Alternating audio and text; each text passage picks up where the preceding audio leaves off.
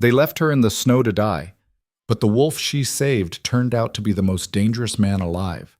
What happens next will leave you speechless. Stick around till the end, hit that like button, and drop a comment telling me what city you're watching from. Let's get into it. The cabin door hung crooked on frozen hinges, and Alara Vance stared at it like it was the last insult the world could throw at her. It wasn't. She stepped inside, her breath clouding in the dim light that filtered through gaps in the roof, and surveyed what would either be her shelter or her tomb. 3 walls stood solid enough, rough-hewn logs chinked with ancient mortar that crumbled at the touch. The 4th had a hole the size of a man's torso, patched with moss and rotting planks that wouldn't hold back a strong wind, let alone a northern blizzard. The floor creaked under her boots, sagging in the middle like a broken spine. A rusted stove sat in the corner, its chimney pipe bent at an angle that promised smoke inhalation if she was stupid enough to light a fire without fixing it first. There was no furniture, no bed, no table, just 4 walls, a broken floor, and the kind of silence that made you hear things that weren't there. Perfect. Alara dropped her canvas bag, everything she owned in the world now, onto the floor and felt the weight of it. Not the bag. The silence. The kind that pressed against your eardrums until you heard your own heartbeat, your own breath. The small, desperate sounds of a body that refused to quit even when the mind wanted to. This was exile. Real exile. Not the kind where you got a tearful goodbye or a second chance or even a fake promise that maybe, someday, you could come home. The kind where they drove you 12 hours north into frozen nothing, shoved you out of the truck with your bag and a canteen of water, and told you that if you ever came back, they'd finish what they started. Alara had stood there in the snow, watching the taillights disappear down the rough-cut road, and made herself a promise. She would not die here. Not for them. Not because some entitled alpha heir couldn't handle rejection. Not because a system built on hierarchy and dominance decided she was disposable the moment she refused to play along. She would survive. And someday, somehow, they would choke on her name. But first, she had to make it through the night. The wilderness had no patience for bitterness. It didn't care about betrayal or injustice, or the fact that she'd been framed for a crime she didn't commit. It cared about competence, and Alara had precious little of that when it came to frontier survival. She'd grown up in the Ashford Pack, one of the oldest and most traditional communities in the Northern Territories. Life there had been comfortable, predictable, structured. Omegas had their place, supportive roles, domestic duties, carefully managed matches with alphas who needed partners to enhance their standing. It wasn't freedom, but it was safety. Alara had accepted it the way you accept weather. You didn't fight it, you just lived with it. Until Marcus Hale decided she belonged to him. Marcus was the heir to the pack alpha, handsome in that polished way that came from never having wanted for anything, and he'd made his intentions clear at the summer gathering. He wanted Alara as his mate, not because he loved her, love was a luxury, not a requirement, but because she was intelligent, well-mannered, and came from a respected bloodline, a suitable match. Alara had thanked him politely and declined. The room had gone silent. You didn't decline an alpha heir. You especially didn't decline Marcus Hale, whose father controlled 3 territories and whose temper was legendary, even if his public face was all charm. "I don't think you understand," Marcus had said, his smile still in place but his eyes gone cold. "I'm offering you a future, status, protection, everything an Omega could want." "I understand perfectly," Alara had replied, keeping her voice steady even as her instincts screamed at her to submit, to lower her gaze, to apologize. "And I'm grateful for the offer. But I'm not interested in a match right now." The smile had vanished. Not interested. No. She'd walked away before he could respond, her heart hammering so hard she thought everyone could hear it. But she'd done it. She'd said no. For the first time in her life, she'd chosen herself over the system. 3 days later, the Alpha's treasury was robbed. 10,000 in gold and silver, gone. And the evidence? A forged ledger, a witness who swore they'd seen Alara near the vault, pointed straight at her. She'd tried to defend herself. Showed them her alibi, her records, the fact that she had no motive and no access. But Marcus stood before the council with wounded dignity and said he'd seen signs of dishonesty in her, that perhaps he'd been wrong to consider her for such an important role in the pack. The verdict was exile, immediate, permanent, and here she was. Elara spent the first 3 days just trying to make the cabin livable. She stuffed the gaping hole in the wall with dried grass and mud. She dug from beneath the snow, her fingers going numb as she worked. It took her 6 hours to patch it well enough that the wind stopped howling through, and even then she could feel the cold seeping in at the edges. She cleared out the nest of something dead in the corner, bones and fur and the sour smell of decay, and scrubbed the floor with snow until her hands were raw. The stove was a disaster. The chimney pipe had come loose from its mooring, and when she tried to light a fire on the second night, smoke filled the cabin so fast she thought she'd suffocate. She'd stumbled outside coughing, eyes streaming, and spent the next hour in the freezing dark trying to figure out how the damned thing worked. "Flue," she muttered to herself, crouched in front of the stove with the door open. "There's supposed to be a flue. Where the hell is the flue?" She found it eventually, a rusted lever on the side, jammed with soot. She pried it open with a rock, reconnected the pipe as best she could with wire she found in the debris, and tried again. This time the smoke went up instead of out. Elara sat back on her heels watching the small flame catch on the kindling and felt something crack inside her chest. Not breaking, just shifting, like a bone settling into place after being out of joint for too long. "Okay," she said to the empty cabin. "Okay. That's one thing. One thing out of 1,000 she didn't know how to do." The forest beyond the cabin was dense, dark, and unwelcoming in a way that made her skin crawl. Tall pines stretched up like prison bars, blocking out most of the sky. The ground was a chaotic mess of roots and rocks and hidden drops that could snap an ankle if you weren't watching every step. The snow was already ankle-deep in places, knee-deep in others where drifts had formed against fallen logs.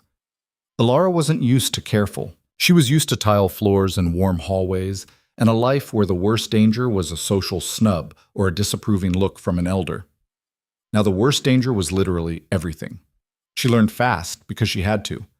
How to spot deadfall timber dry enough to burn, the bark peeling, the wood light in your hand, the hollow sound when you knocked on it.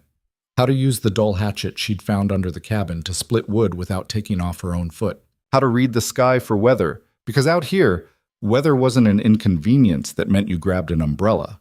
It was a sentence. Clear sky meant cold. Gray sky meant snow. Yellow-gray meant a storm that could kill you if you were caught in it. And she learned to be alone. That was the hardest part.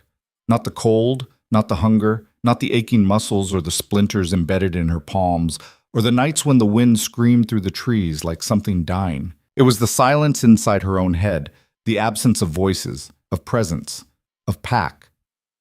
Omegas weren't meant to be alone. The biology, the instinct, the bond, it all pulled toward connection, toward belonging. Elara felt that pull like a hook in her chest, dragging her toward a home that no longer existed.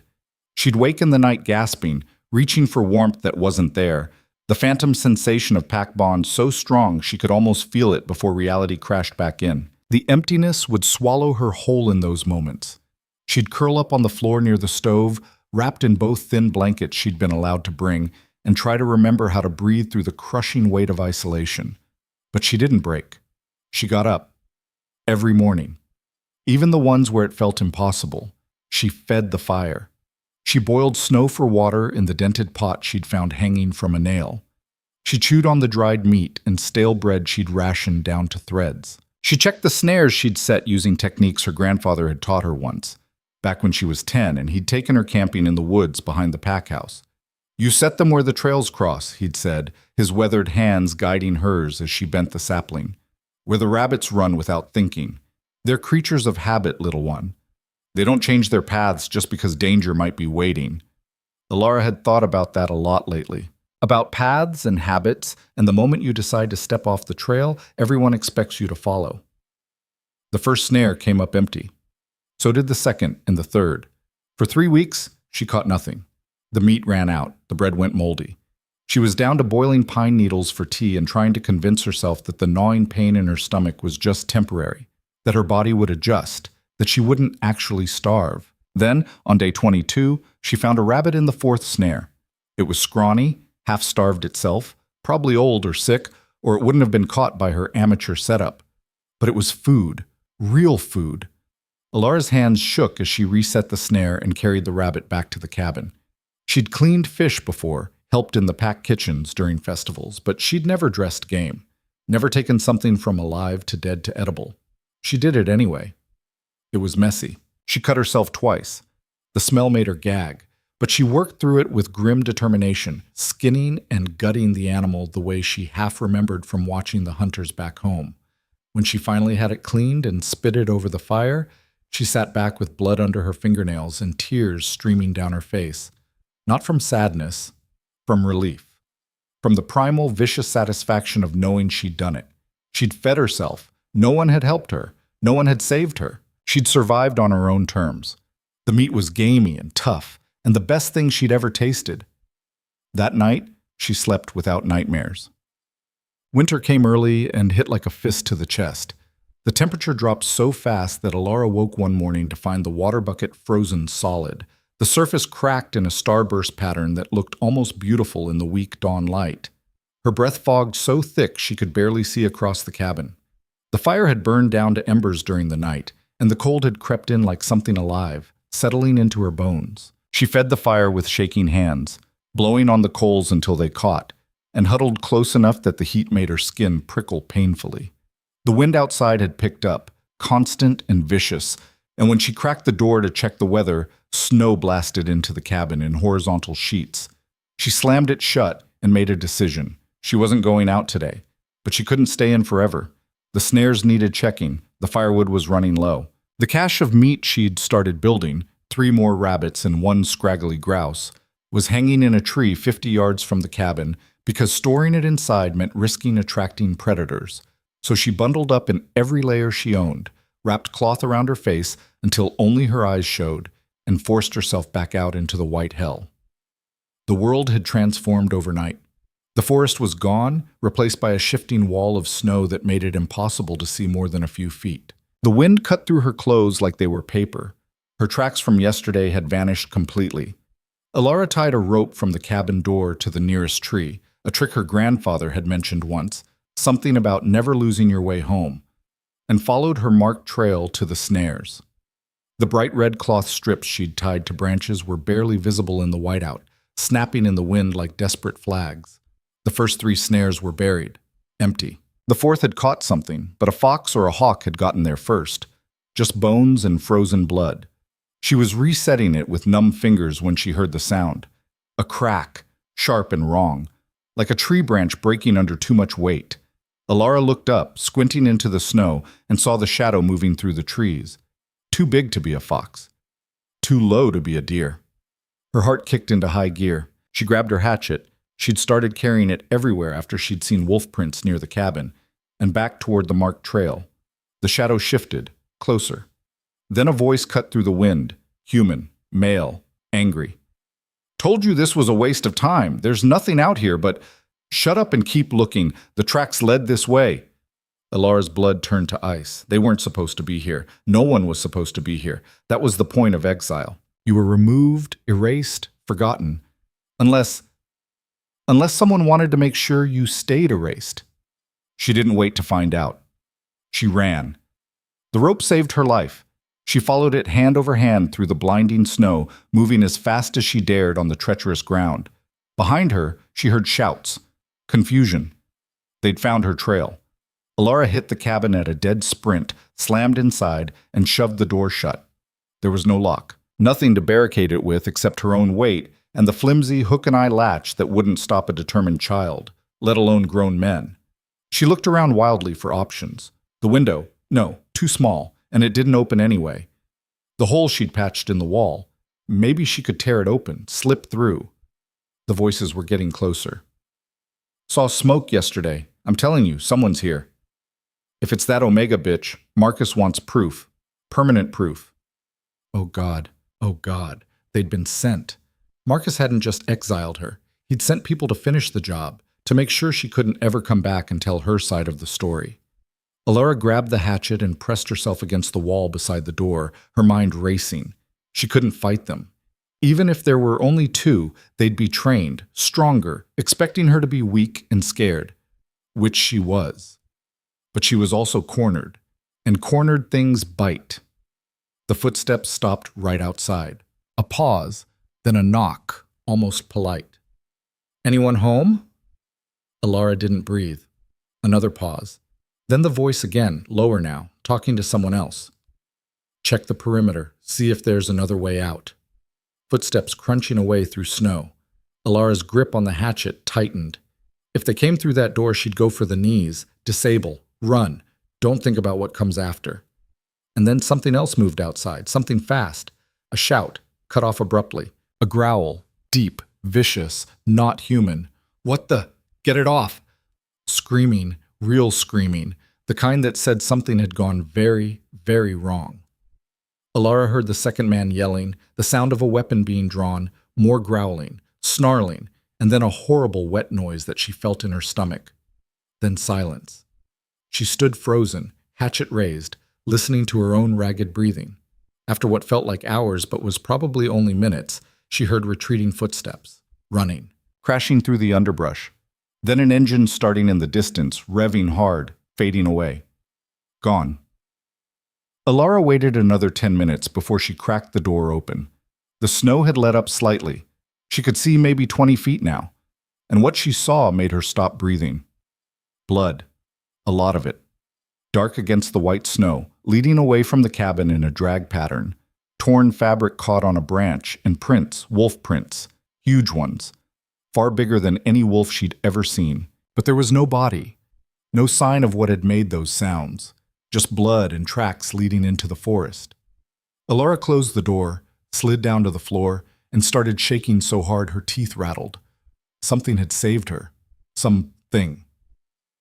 And she had no idea what or why, or if it would come back. She didn't sleep that night, just sat by the stove with the hatchet across her lap, starting at every sound. When dawn finally came, gray and cold, she forced herself to go outside and check. The blood was still there, frozen now. The tracks were half filled with fresh snow but still visible. She followed them for about 50 yards into the forest, her heart in her throat, until they simply stopped. No body. No sign of a struggle beyond that initial attack. Just tracks that ended in the middle of nowhere, like whatever made them had vanished into thin air. Alara stood in the silent forest and tried to make sense of it. She couldn't. So she went back to the cabin, checked her snares, 2 rabbits, which felt like a gift from the universe, and tried to pretend the world made sense. It didn't work. 3 days later, she found the pup. The storm had hit just after dawn, one of those vicious systems that turned the world into a white void. Alara had been prepared this time. Extra wood stacked inside, water boiled and stored in every container she had. Snares pulled in so she wouldn't lose them to the drifts. She spent the day feeding the fire and reinforcing the patched wall section, which was starting to sag inward under the weight of snow accumulating on the roof. Every few hours, she'd climb up on the rickety chair and bang on the ceiling with the broom handle, knocking snow loose before it got heavy enough to collapse the whole structure. By nightfall, the storm was still raging. The wind had picked up to the point where the cabin actually shuddered with each gust, and Alara could hear trees cracking in the distance under the weight of ice. She wrapped herself in both blankets, sitting close enough to the stove that the heat made her face feel tight and burned, and tried not to think about what would happen if the roof caved in, if the fire went out, if the storm lasted 3 days instead of 1, and she ran out of wood and water and options. She must have dozed off despite herself because the sound yanked her awake. Sharp, high, wrong, in a way that made her hindbrain scream danger. At first she thought it was the wind, some trick of acoustics as it whipped around the cabin. But no, this was rhythmic, deliberate, desperate, scratching at the door. Alara sat up slowly, every muscle tense, and stared at the door like it might explain itself. The scratching came again, frantic now, accompanied by a sound that made her chest physically hurt, a whine, thin and pitiful, barely audible over the wind. An animal. Something small, something dying. Her first instinct, the smart one, the one that had kept her alive this long, was to stay put. Nothing good moved in a blizzard. Anything out there was either dangerous or desperate or both, and she couldn't afford to care. But the whining didn't stop. It went on, punctuated by weak scratching, and Alara found herself thinking about those tracks. The blood. The thing that had saved her from Marcus's men. Against every shred of common sense she had left, she stood up, crossed the cabin, and cracked the door open. The wind hit her like a physical blow, snow blasting into the cabin hard enough to sting her face. She squinted into the white chaos, seeing nothing, already starting to close the door and tell herself she'd imagined it. And then she saw it. A shape. Small, dark, crumpled at the base of the steps.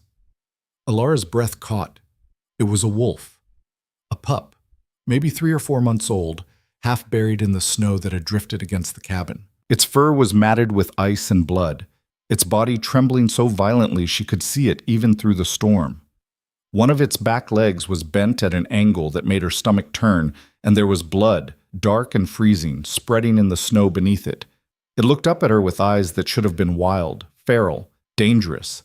Instead, they were just desperate, pleading, the look of something that knew it was dying and was asking for mercy, one way or another. "No," Alara whispered. "No, no, no." She knew what this was. A death sentence. Taking in a wild animal, an injured predator, a wolf, was the kind of stupid that got you killed. She barely had enough food for herself. She had no medicine beyond boiled water and hope, no expertise beyond basic first aid she'd learned in pack training, no reason at all to throw away her own survival on something that would probably die anyway. The smart move was to close the door, let nature take its course, maybe say a little prayer for it if that made her feel better, but survive.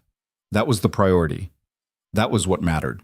Alara had spent her whole life making smart moves, playing the game, following the rules, bowing her head to alphas who saw her as a tool or a toy or a pretty prize, accepting her place because that was what you did if you wanted safety, if you wanted to belong. And look where it got her. Standing in a collapsing cabin at the edge of nowhere, alone, forgotten, erased, she looked down at the pup, at its broken leg and desperate eyes and the way it had dragged itself through a killing storm to scratch at her door. Something in her chest cracked, not breaking, settling, like a bone finally healing right after being set wrong for years. "Screw it," she muttered, and stepped out into the storm. The cold punched the air from her lungs. The wind nearly knocked her off her feet. She stumbled down the steps, her hands already going numb, and scooped the pup into her arms. It didn't fight. It just shuddered against her chest, tiny and broken and barely alive, its heart beating so fast she could feel it through all that wet fur. "Don't you dare die on me," Alara said, stumbling back inside and kicking the door shut against the wind. "Don't you dare. I didn't risk frostbite for you to give up now." She laid the pup on the floor near the stove and got her first good look at the damage. It was bad. The leg was definitely broken. Compound fracture, bone visible through torn skin and matted fur. There were cuts and scrapes all over its body, some deep enough that she could see muscle. Its left ear was torn half off, and it was thin, not just hungry thin, starving thin. She could count every rib, every vertebra in its spine. This wasn't an accident. This was violence. "What happened to you?" Alara whispered, peeling back the blood-crusted fur as gently as she could. The pup whimpered, but didn't try to bite her. Just watched her with those 2 bright gold eyes, like it was trying to memorize her face. "Okay," she said, more to herself than the animal. "Okay. You've cleaned rabbits. You've set your own dislocated finger that time you fell on the ice. You can do this. You have to do this." She couldn't, but she tried anyway. Boiled water until the cabin filled with steam. Tore up her last spare shirt, the one she'd been saving in case the others wore through, into strips for bandages. Found a straight piece of wood in her kindling pile and used her knife to smooth it down into a makeshift splint. Then came the hard part, setting the bone. Alara had seen it done once, years ago, when one of the pack hunters broke his arm on a bad fall. The pack healer had pulled, twisted, aligned. The hunter had screamed. "I'm sorry," she told the pup. "I'm so sorry. This is going to hurt." She braced herself, grabbed the leg above and below the break, and pulled. The pup screamed, a sound she didn't know wolves could make, high and awful, and tried to twist away. Alara held on, tears streaming down her face, and felt the bone shift, grind, slide into place. The pup went limp. For a horrible second, she thought she'd killed it. Then she saw its chest still rising and falling, shallow but steady, unconscious, probably for the best. She worked fast after that, cleaned the wounds with boiled water, wincing at how deep some of them were. Wrapped the leg with the splint and strips of cloth, making it as stable as she could, bandaged the worst of the cuts. By the time she was done, the pup looked like a disaster, wrapped, splinted, barely recognizable under all the makeshift medical care. But its breathing had steadied. The bleeding had stopped. Alive. Alara sat back against the wall, exhausted, and stared at the small broken thing she'd just saved. "You better be worth it," she whispered. The pup's eyes cracked open, pale gold, too bright, too aware for something that should be in shock. And for just a second, Alara felt something shift in the air. Something strange, like the moment before lightning strikes, when all the hair on your body stands up and the world holds its breath. The pup held her gaze, didn't blink, didn't look away. Then its eyes drifted shut again, and the moment passed. Alara told herself she'd imagined it. She didn't believe herself.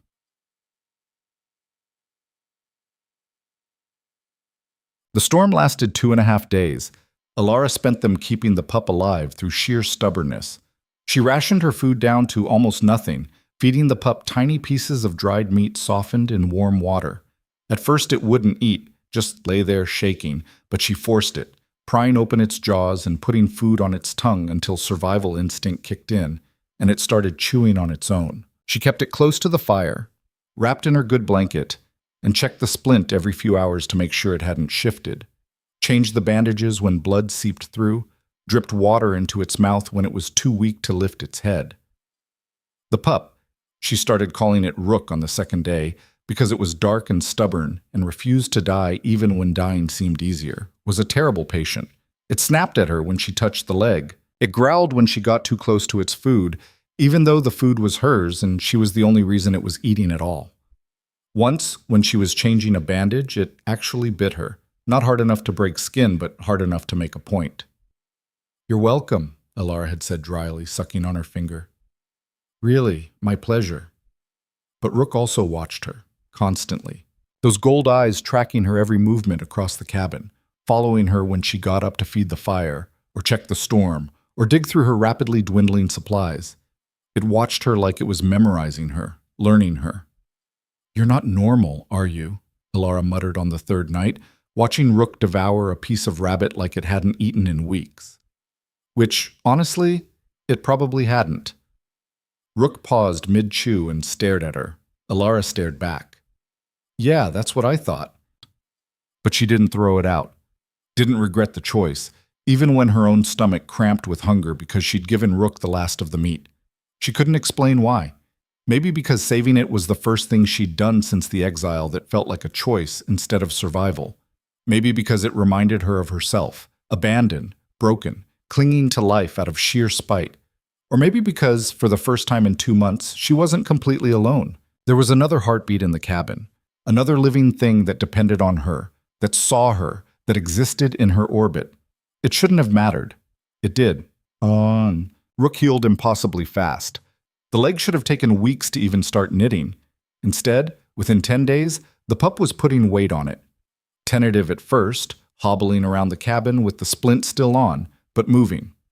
Within 2 weeks, it was walking without a visible limp. Alara told herself it was young, resilient, lucky. Wolves healed fast in general, didn't they? And maybe the break hadn't been as bad as it looked. She didn't believe any of it. The wounds closed clean, no infection, barely any scarring. The torn ear regrew tissue that shouldn't have been possible. And Rook grew. Fast. Way faster than a normal wolf pup should. By the end of the first month, it had doubled in size. "What are you?" Alara asked one morning, watching Rook demolish a rabbit she'd caught. The pup, not really a pup anymore, more like an adolescent, looked up at her with those unnerving eyes and tilted its head. She got the distinct impression it was asking her the same question. But the strangest thing wasn't the healing. It was the way Rook stayed. Even after the leg healed, even after it could run and hunt and clearly didn't need her anymore, Rook didn't leave.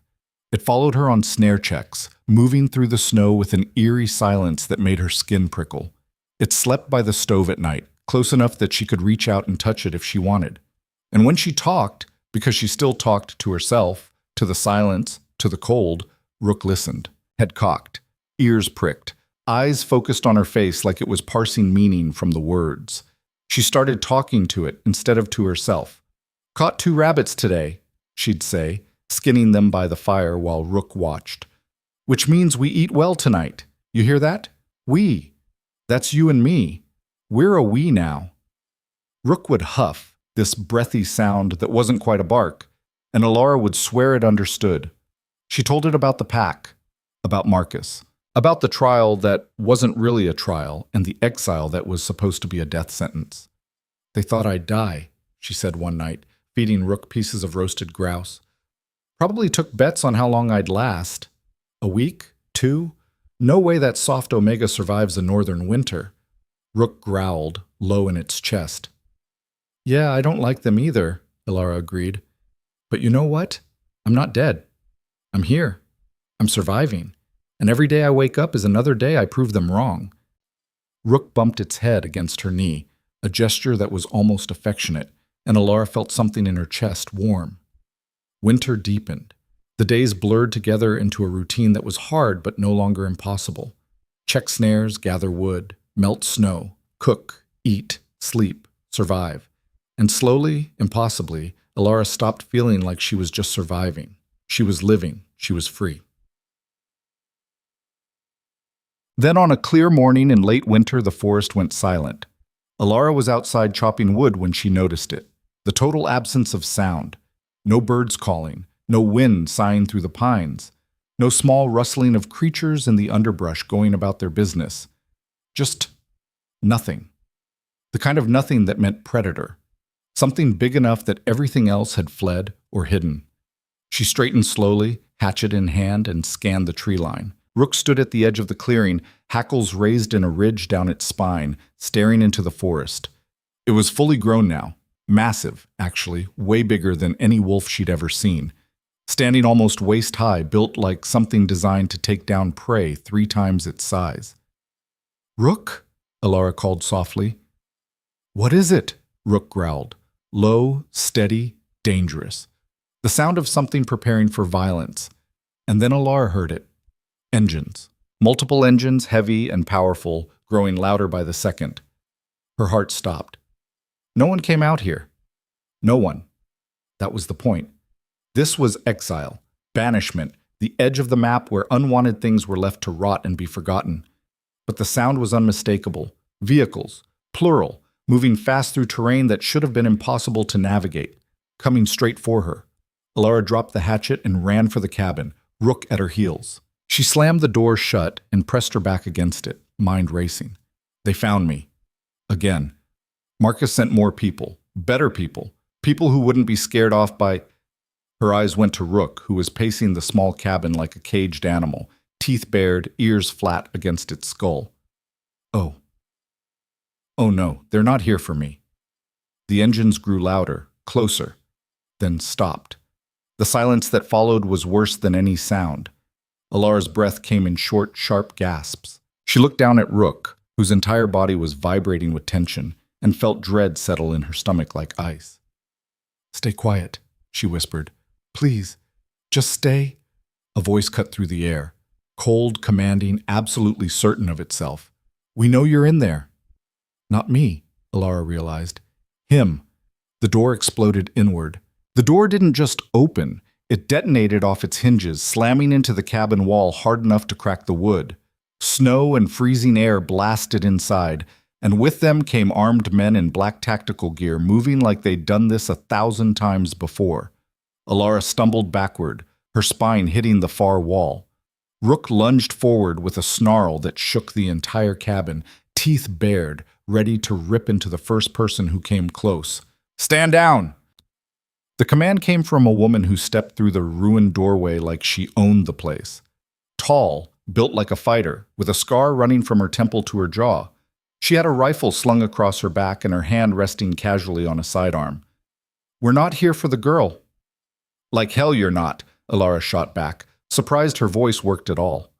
Her heart was hammering so hard she could feel it in her throat. "Who sent you, Marcus? Tell him if he wants me dead, he'll have to..." "Marcus Hale?" The woman actually laughed. "Honey, Marcus Hale is a spoiled child playing alpha. We don't work for him."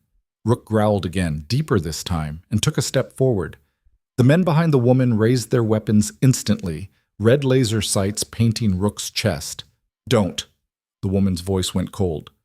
We will put him down if he attacks. Those are standing orders. Him. Alara's mind scrambled to catch up. What are you? Stand aside, the woman said, not to Alara, to Rook. We know who you are. We know what happened, and we're here to bring you home. Rook's growl cut off abruptly. The wolf went absolutely still, staring at the woman with those two intelligent gold eyes. The woman lowered her hand from her weapon and took a slow step forward. Kale Draven, heir to the Northern Crown, missing for 3 months, presumed dead after the ambush at Blackwater Pass. She paused. Your father sent us. The world tilted sideways. Alara looked down at Rook, at the massive black wolf that had been her only companion for 2 months, and felt reality crack apart. That's not possible, she whispered. That's a wolf. That's... Watch, the woman said quietly. And Rook began to change. It wasn't like the stories. There was no magic shimmer, no graceful transformation. It was violent and wrong, and Alara couldn't look away, even though every instinct screamed at her to run. Bones cracked, reshaped. The wolf's spine extended, limbs lengthened, fur receded into skin. Rook threw his head back in what might have been pain or rage or both, and the sound that came out was caught between animal and human. 30 seconds. That's all it took. And then there was a man kneeling on her cabin floor. Naked, shaking, covered in scars that hadn't been there in wolf form, but alive, human, real. He looked up at her with those same gold eyes, and Alara stopped breathing. I'm sorry, he said, and his voice was rough like he hadn't used it in months. I couldn't tell you. I couldn't risk... He broke off, coughing, and one of the men moved forward with a blanket. Kale, because apparently that's who he was, not Rook, not her wolf, but Kale Draven, heir to the most powerful pack in the north, took the blanket and wrapped it around himself with shaking hands. The poison, he said to the woman. Is there a cure? We're working on it, she replied. But you need to come back, now. My father can wait. Kyle stood, unsteady but upright, and looked at Alara. Really looked at her. Are you all right? Was she all right? Was she... Alara started laughing, couldn't help it. The sound came out high and slightly hysterical. Am I all right? You were a wolf. You've been a wolf for 2 months. I fed you rabbits. She pressed her hands to her face. This isn't real. I'm hallucinating. The cold finally got to me, and I'm dying, and this is what dying feels like. You're not dying, Kyle said, and took a step toward her. And I know this is... Don't. Alara held up a hand. Don't come closer. Just don't. He stopped immediately. The scarred woman cleared her throat. We need to move. If we tracked him here, others could too. Others? Alara's head snapped toward her. What others? The people who poisoned him, the woman said flatly. The ones who staged the ambush. The ones who want him dead and will kill anyone who's helped him to cover their tracks. Her gaze shifted to Alara. Which means you. The words hit like ice water. I didn't help anyone, Alara said. I found an injured wolf. I didn't know... Doesn't matter what you knew. The woman's expression was almost sympathetic. You saved the heir's life. That makes you valuable. Or a loose end. Depends on who finds you first. Kyle moved between them so fast, Alara barely saw it. She's under my protection now. Anyone who touches her answers to me. Your protection? The woman raised an eyebrow. You've been stuck in wolf form for 3 months. You can't even hold a shifted state for more than 10 minutes right now.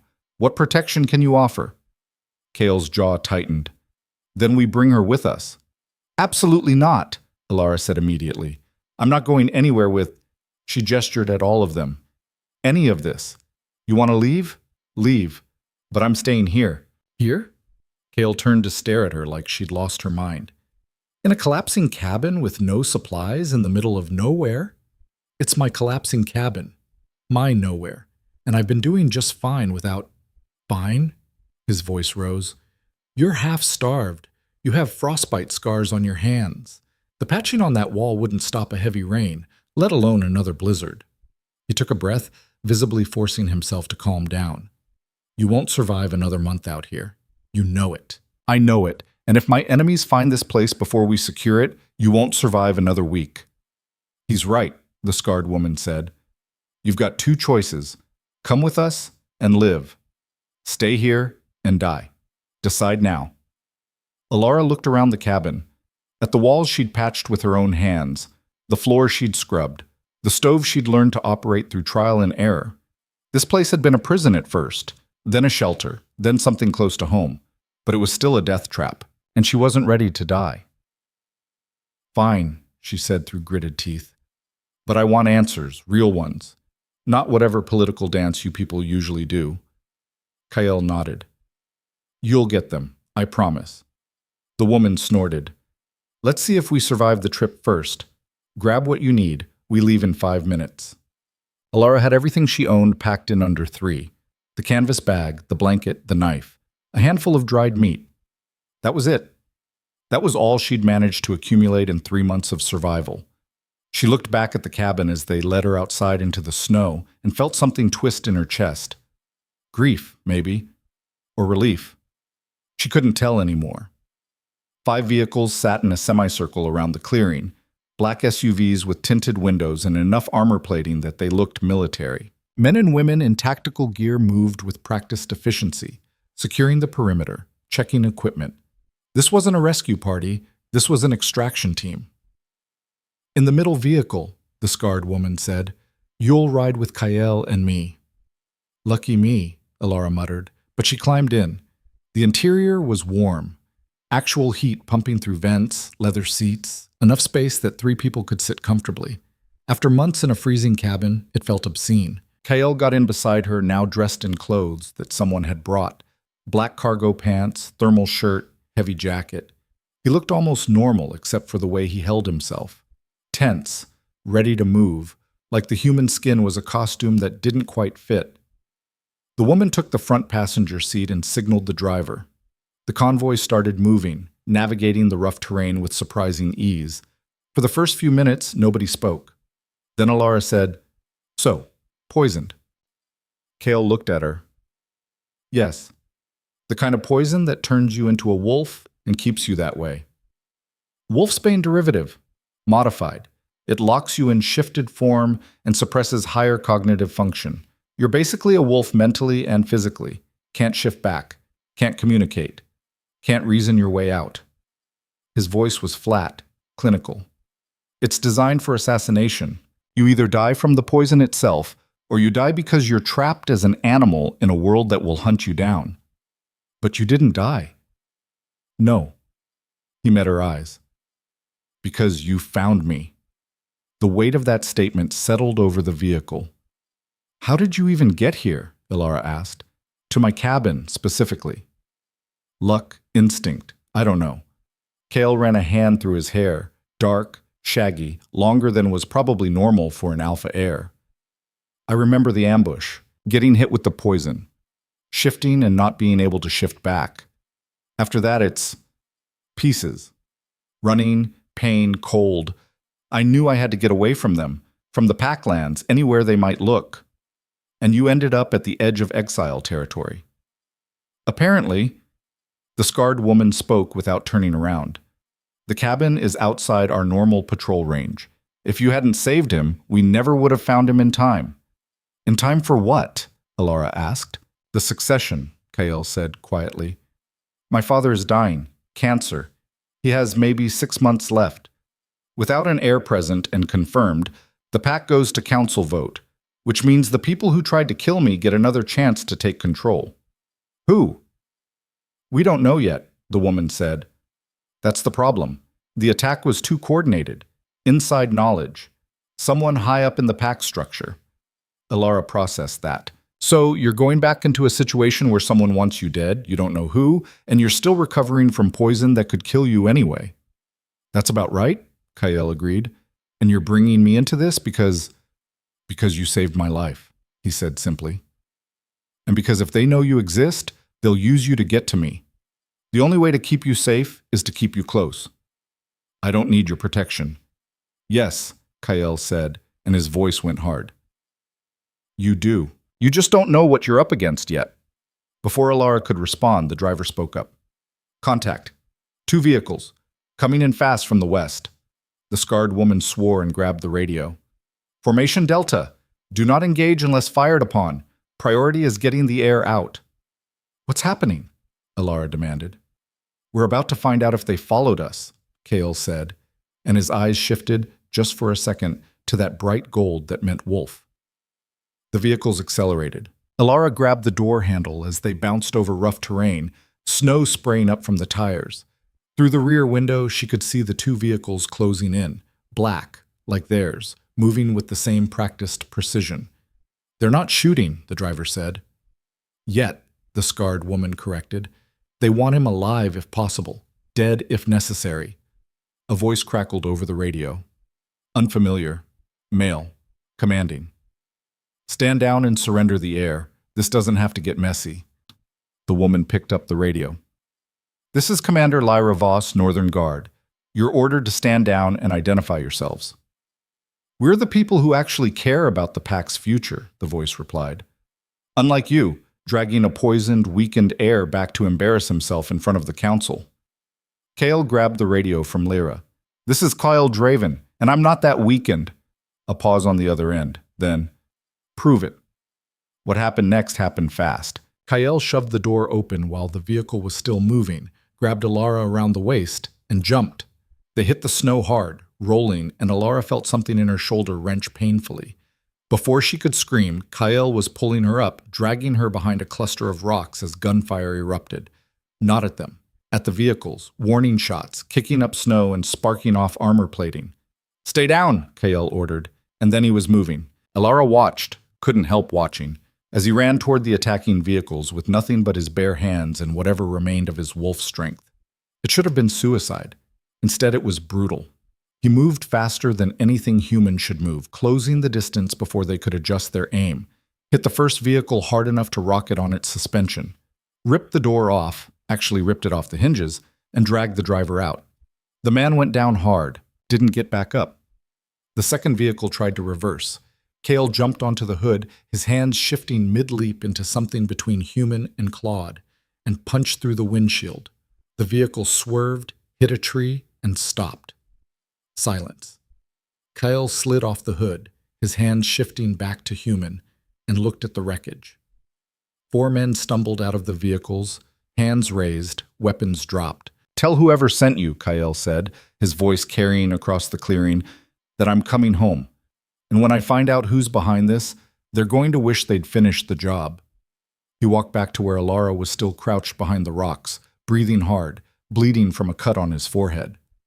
You all right? He asked. Alara stared at him, at the destroyed vehicles, at the men who tried to kill them now kneeling in the snow. You said you were weakened, she managed. I am. Kale wiped blood from his face. You should see me at full strength. The rest of the trip was tense but uneventful. They drove for 6 hours through increasingly civilized territory, leaving the wilderness behind for maintained roads and eventually the outskirts of a city. Alara watched it all through the window, like someone seeing the world for the first time. Buildings, streetlights, people. After 3 months of nothing but trees and snow, it felt overwhelming. Where are we? She asked. Northridge, Lyra said. Pack capital. Your new home, apparently. Not my home, Alara corrected. I'm not staying. We'll see, Kyle said quietly. The convoy pulled up to a compound that looked more like a fortress than a residence. High walls, guard towers, enough security that Alara lost count of how many armed personnel she saw. This is where you live? This is where the pack leadership lives, Kyle corrected, and where you'll be staying until we sort this out. They led her through a maze of corridors into a room that was bigger than her entire cabin.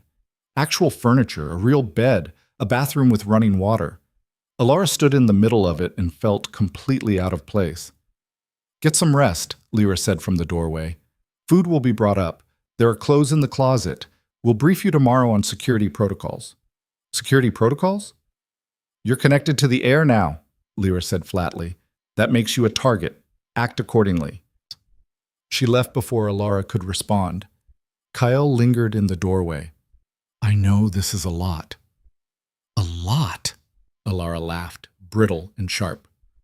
I went from exile to witness protection in under 12 hours. A lot doesn't really cover it. I'm sorry, he said, for all of it, for not telling you sooner, for dragging you into this. You were a wolf, Alara said. Kind of hard to explain complex political situations when you can't talk. Still, he hesitated. Thank you for saving me, for not leaving me to die when you had every reason to. Alara looked at him, really looked at him for the first time as a person instead of a wolf or a problem. He was younger than she'd expected, maybe late 20s, handsome in a rough way, with scars that told stories she didn't know and eyes that had seen too much. You would have done the same, she said finally. Maybe. He smiled slightly. Get some rest. Tomorrow's going to be harder. He closed the door, and Alara was alone. She sat on the bed, an actual bed with an actual mattress, and tried to process everything that had happened. Failed. Instead, she lay back and stared at the ceiling and wondered how the hell she'd gone from a nobody Omega left to die in the snow to someone important enough to kidnap. She didn't sleep well. Too soft. Too warm. Too quiet.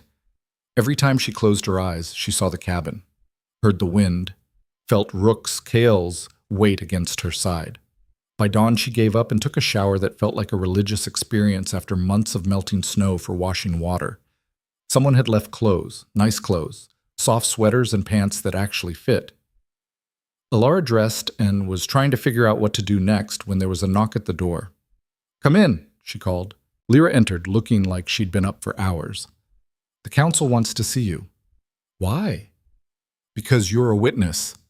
You can testify that Kael is alive, coherent, and capable of taking the throne. Can he? Alara asked. He's still poisoned. He could barely hold human form for more than a few minutes yesterday. He held it long enough to destroy 2 vehicles and incapacitate 4 trained soldiers, Lyra pointed out. That's more than most alphas can do on their best day. That's not the point. The point, Lyra interrupted, is that right now there are people arguing he's too weak to lead, that the pack needs someone strong, stable, unchosen by poison or circumstance. She paused. You showing up, alive, after living in exile and saving the heir's life, that's a story that undermines their narrative. So I'm propaganda. You're proof, Lyra corrected, that strength isn't just about dominance, that Omegas aren't disposable, that the old ways don't work anymore. She met Alara's eyes. You want to go back to being forgotten? This is your chance to make sure no one forgets you again. Alara followed her down to a council chamber that looked like it had been designed to intimidate. High ceilings, dark wood, a semicircle of seats occupied by the oldest, most powerful-looking alphas she'd ever seen. And at the center, in a chair that might as well have been a throne, sat a man who could only be Kael's father. He was dying. You could see it in the gray tinge to his skin, the way he held himself like every breath hurt. But his eyes were sharp, assessing, and when they landed on Alara, she felt the weight of an alpha's full attention. So, he said, his voice still strong despite everything. You're the Omega who saved my son. I saved a wolf, Alara corrected. I didn't know who he was. But you saved him anyway. The old alpha leaned forward. Why? Because he was dying on my doorstep, Alara said, and I'm not the kind of person who can ignore that. Someone in the council laughed. Not kindly. How noble and convenient. Alara turned to face the speaker, a heavy-set alpha with cold eyes. Convenient? That you happened to be exiled to the exact area where the heir ended up, the alpha said. That you happened to save him. That you're here now claiming a connection to power. I didn't claim anything, Alara shot back. You people dragged me here. I was perfectly happy in my cabin. Happy? The alpha's lip curled. You were starving, alone, one bad storm away from death. And that's still better than being here, Alara said, her voice rising. At least in the wilderness, the things trying to kill me were honest about it. The council erupted, some laughing, some shouting, all talking over each other. Kael's father raised a hand and the room went silent. Enough. He looked at Alara. Tell us what happened, all of it, from the beginning. So she did. The exile, the cabin, finding Rook. The healing that shouldn't have been possible. The men who'd come hunting. All of it, holding nothing back. When she finished, the chamber was silent. Then Kael's father smiled. You didn't just save my son's life. You gave him time to heal, to recover, to remember who he is. He stood slowly, and the whole room seemed to hold its breath. For that, you have my gratitude. And my protection. Anyone who threatens you answers to the crown. With respect, Alpha Draven, the heavy-set councilman said, protection requires resources. Resources we don't have to spare on an Omega who proved more resilient than half this council. Kael's voice came from the doorway. He entered in full formal dress, looking every inch the air despite the pallor and the way he moved just slightly too carefully. She survived exile, saved my life, and faced down armed soldiers without flinching. I'd say that earns more than protection. What are you suggesting? Another council member asked. Kael crossed to stand beside Alara. I'm suggesting we stop pretending Omegas are weak links in our society. I'm suggesting that strength comes in many forms. And I'm suggesting, he looked at Alara, that Alara Vance deserves a choice. Stay and help us root out the traitors, or leave with enough resources to start over anywhere she wants. The room went silent. Everyone was looking at her. Alara's throat went dry. You're serious. Completely, Kael said. I won't force you into this fight, but if you stay, you'll have everything you need. Protection, resources, a voice. Why? Alara whispered. Why do you care? Because you saved me when you had no reason to, Kael said simply. And because I think you're exactly the kind of person this pack needs. Alara looked at the council, at the alphas who'd spent their lives in power, who saw Omegas as tools or trophies, at Kael, who was offering her something she'd never had, a choice, real power, a chance to matter. She thought about the cabin, about survival, about the girl who'd been exiled for saying no to an entitled alpha, and she thought about the woman she'd become in that wilderness, harder, sharper, unwilling to break. I'll stay, she said, on one condition. Name it, Kael's father said. When we find whoever did this, whoever poisoned your son and tried to murder him? Alara met his eyes. I want to be there when they face justice. The old alpha's smile was sharp as broken glass. Deal. The council dismissed 20 minutes later, and Alara found herself standing in a marble hallway that probably cost more than her entire pack's annual budget, trying to process what she'd just agreed to. You look like you're about to run, Lyra said, appearing at her elbow with the silent efficiency of someone trained to track prey. I'm considering it, Alara admitted. Don't. Lyra steered her away from the main corridor toward a side passage. You just made yourself the most interesting person in this compound. Half the council wants to study you like a science project. The other half wants you gone before you upset their carefully balanced power structure. And which half do you fall into? The half that thinks you might actually help Kael survive this. Lyra stopped at an unmarked door and knocked twice. Which is why we're starting your education now. The door opened to reveal a room that looked like a war room, and a library had a violent collision. Maps covered every wall. File cabinets lined the perimeter.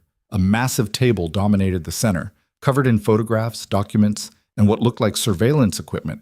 3 people looked up when they entered. 2 men, 1 woman. All of them had the same hard-eyed look as Lyra. This is the inner circle, Lyra said. The people actually trying to keep Kael alive. Alara Vance, meet Marcus Chen, Vera Sokolov, and James Reeves. Wait, Alara said, her brain catching on the first name. Marcus? Different Marcus, the Asian man said with a slight smile. Common name. I promise I'm not secretly the asshole who got you exiled. Chen runs intelligence, Lyra continued. Vera handles security. James is our forensic specialist. Between the 4 of us, we've been trying to figure out who tried to kill Kael for 3 months. Any luck? Alara asked. Define luck, Vera said in a heavy accent that might have been Russian. We have 17 suspects, 43 persons of interest, and approximately 0 hard evidence. James spread his hands over the table. The attack at Blackwater Pass was textbook professional. Military precision, inside knowledge of Kyle route, his security detail, even which vehicle he'd be in. Inside job, Alara said. Obviously. Chen pulled up a photograph. Kyle in formal dress, surrounded by guards. But inside could mean anyone. The driver who called in sick that day, the council member who suggested the route, the guard who happened to be looking the wrong way when it started. He tapped the photo. 17 people had the access and knowledge to make this happen. We can't move against any of them without proof. So get proof, Alara said. 4 sets of eyes turned to her. You think we haven't tried? Vera asked, but her tone was curious rather than hostile. I think you've been trying the normal way, Alara said slowly, an idea forming. Investigation, surveillance, waiting for them to make a mistake. That's generally how investigations work, James said. But they're not going to make a mistake, Alara continued, her mind racing, because they already won.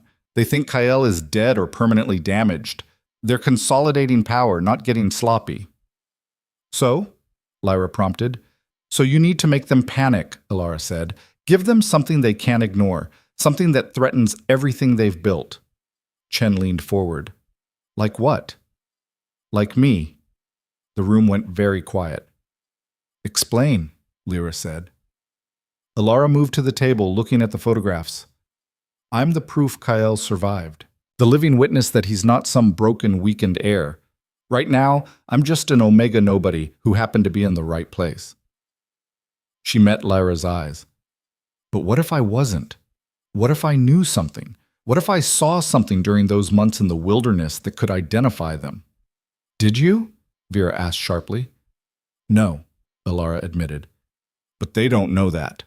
James whistled low. You want to paint a target on your back. I already have a target on my back, Alara corrected. At least this way we control the narrative. Make them come to me. Make them sloppy. That's insane, Chen said.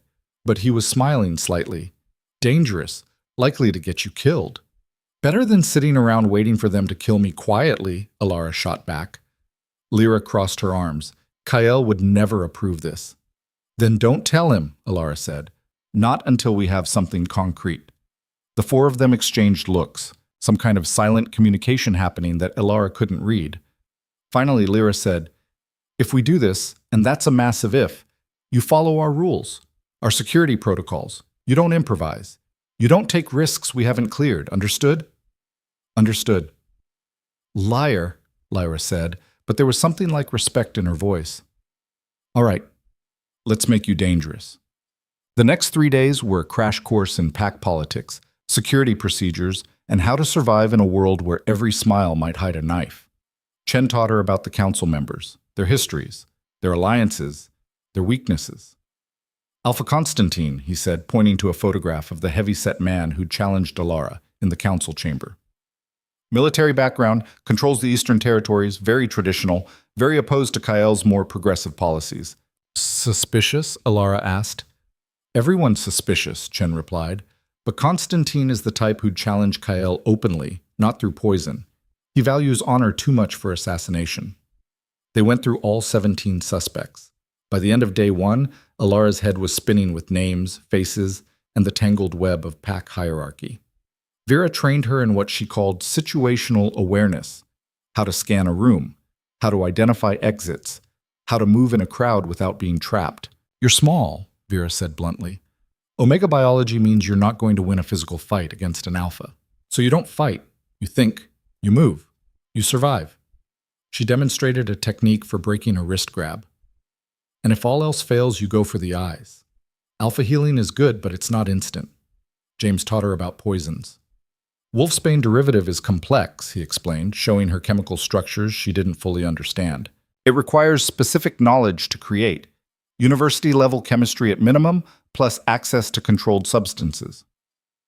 So we're looking for someone with education, Alara said, or someone who hired someone with education.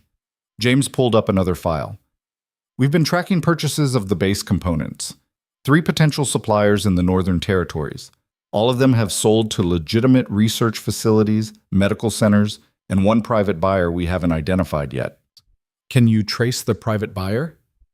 Working on it. James smiled grimly. But these things take time we don't have. And Lyra taught her about Kael. He's not going to like you putting yourself at risk, Lyra said on the third day, as they walked the compound perimeter. He has this thing about protecting people. I noticed, Alara said dryly. It got worse after his mother died, Lyra continued. 5 years ago. Cancer, like his father. Kael was away at a summit when it happened. By the time he got back, she was already gone. She paused. He blames himself. For not being there. For not being able to save her. That's not his fault. Try telling him that. Lyra stopped at the edge of the compound, looking out over the city beyond. He carries guilt like other people carry weapons. It makes him reckless, willing to sacrifice himself if it means protecting others. Sounds familiar, Alara murmured. Lyra gave her a sharp look. You planning to save him again? I'm planning to make sure he doesn't need saving, Alara said. There's a difference. C'est pas ça. On the fourth day, they put the plan into motion. The pack held weekly gatherings in the Great Hall, a massive space designed to hold hundreds of wolves and make them all feel important. Alara stood at the edge of the crowd, wearing a dress that Vera had insisted she borrow because politics is theater and you need a costume, and tried not to feel completely out of place. She failed. Every eye in the room had tracked her entrance. Whispers followed her like a shadow. The Omega who saved the air. The exile who came back. The nobody who somehow mattered now. Kael found her within 5 minutes. You came, he said, and he looked genuinely pleased.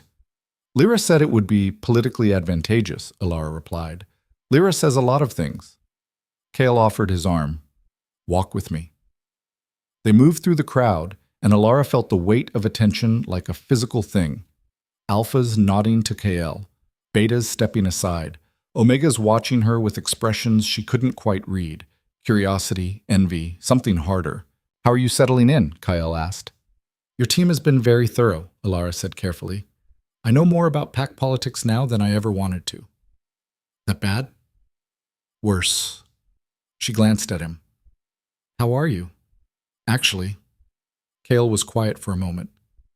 The poison is still in my system. James thinks it'll take another month to fully metabolize. Until then, shifting is unpredictable. I can hold human form most of the time, but stress triggers the wolf. And you're about to inherit leadership of the most powerful pack in the north while someone's actively trying to kill you, Alara said. That sounds stressful. Just a bit. Kael smiled, but it didn't reach his eyes. The council votes in 2 weeks. If I can't prove I'm stable, capable, and not compromised, they'll pass the crown to Constantine. He's the military one, right? Traditional values? You've been studying. Kael sounded impressed. I had good teachers. Alara spotted Constantine across the room, holding court with a cluster of older alphas. Would he be that bad? As a leader? He'd roll back every progressive policy we've implemented in the last decade, Kael said quietly. Reinstate strict hierarchy, limit Omega rights, turn us back into the kind of pack where strength is the only currency that matters. Sounds like hell. It would be, Kael's hand tightened slightly on her arm, which is why I can't fail. They were interrupted by a beta in formal dress. Alpha Draven, the council requests your presence in the private chambers. Kael's expression shuddered. Now? They said it was urgent. Kael looked at Alara. I'm sorry, I have to go, Alara said. I'll be fine. He hesitated, then nodded, and followed the beta toward the back of the hall. Alara watched him go, then turned to find Lyra at her elbow. Show time, Lyra murmured. Constantine's second is approaching. 3 o'clock. Alara didn't turn, just waited until she felt the presence at her shoulder. Miss Vance, the voice was smooth, cultured. I don't believe we've been properly introduced. Anton Vasily. I serve as Alpha Constantine's chief advisor. Lara turned. Vasily was tall, lean, with silver hair and a smile that didn't reach his eyes. Mr. Vasily. Please, Anton. He gestured to the crowd. Quite the gathering, though I imagine it's overwhelming for someone from a smaller pack. I'm adjusting, Alara said. I'm sure you are. Vasily's smile sharpened. It must have been quite the ordeal. Exile, survival in the wilderness, then stumbling across the air himself. Almost sounds like fate. I don't believe in fate, Alara said. Just luck, good and bad. And which was finding Kyle Draven? Alara met his eyes. Still deciding. Vasily laughed. Honest, I appreciate that. Tell me, during those months you spent together, did the heir mention anything? About the attack, perhaps? His suspicions about who might have been responsible? And there it was. The first probe. The first sign that they were interested. He was a wolf, Alara said carefully. Not much conversation happened. Of course. Vasily's expression didn't change, but Alara saw the calculation behind his eyes. Still, wolves have excellent senses, memory.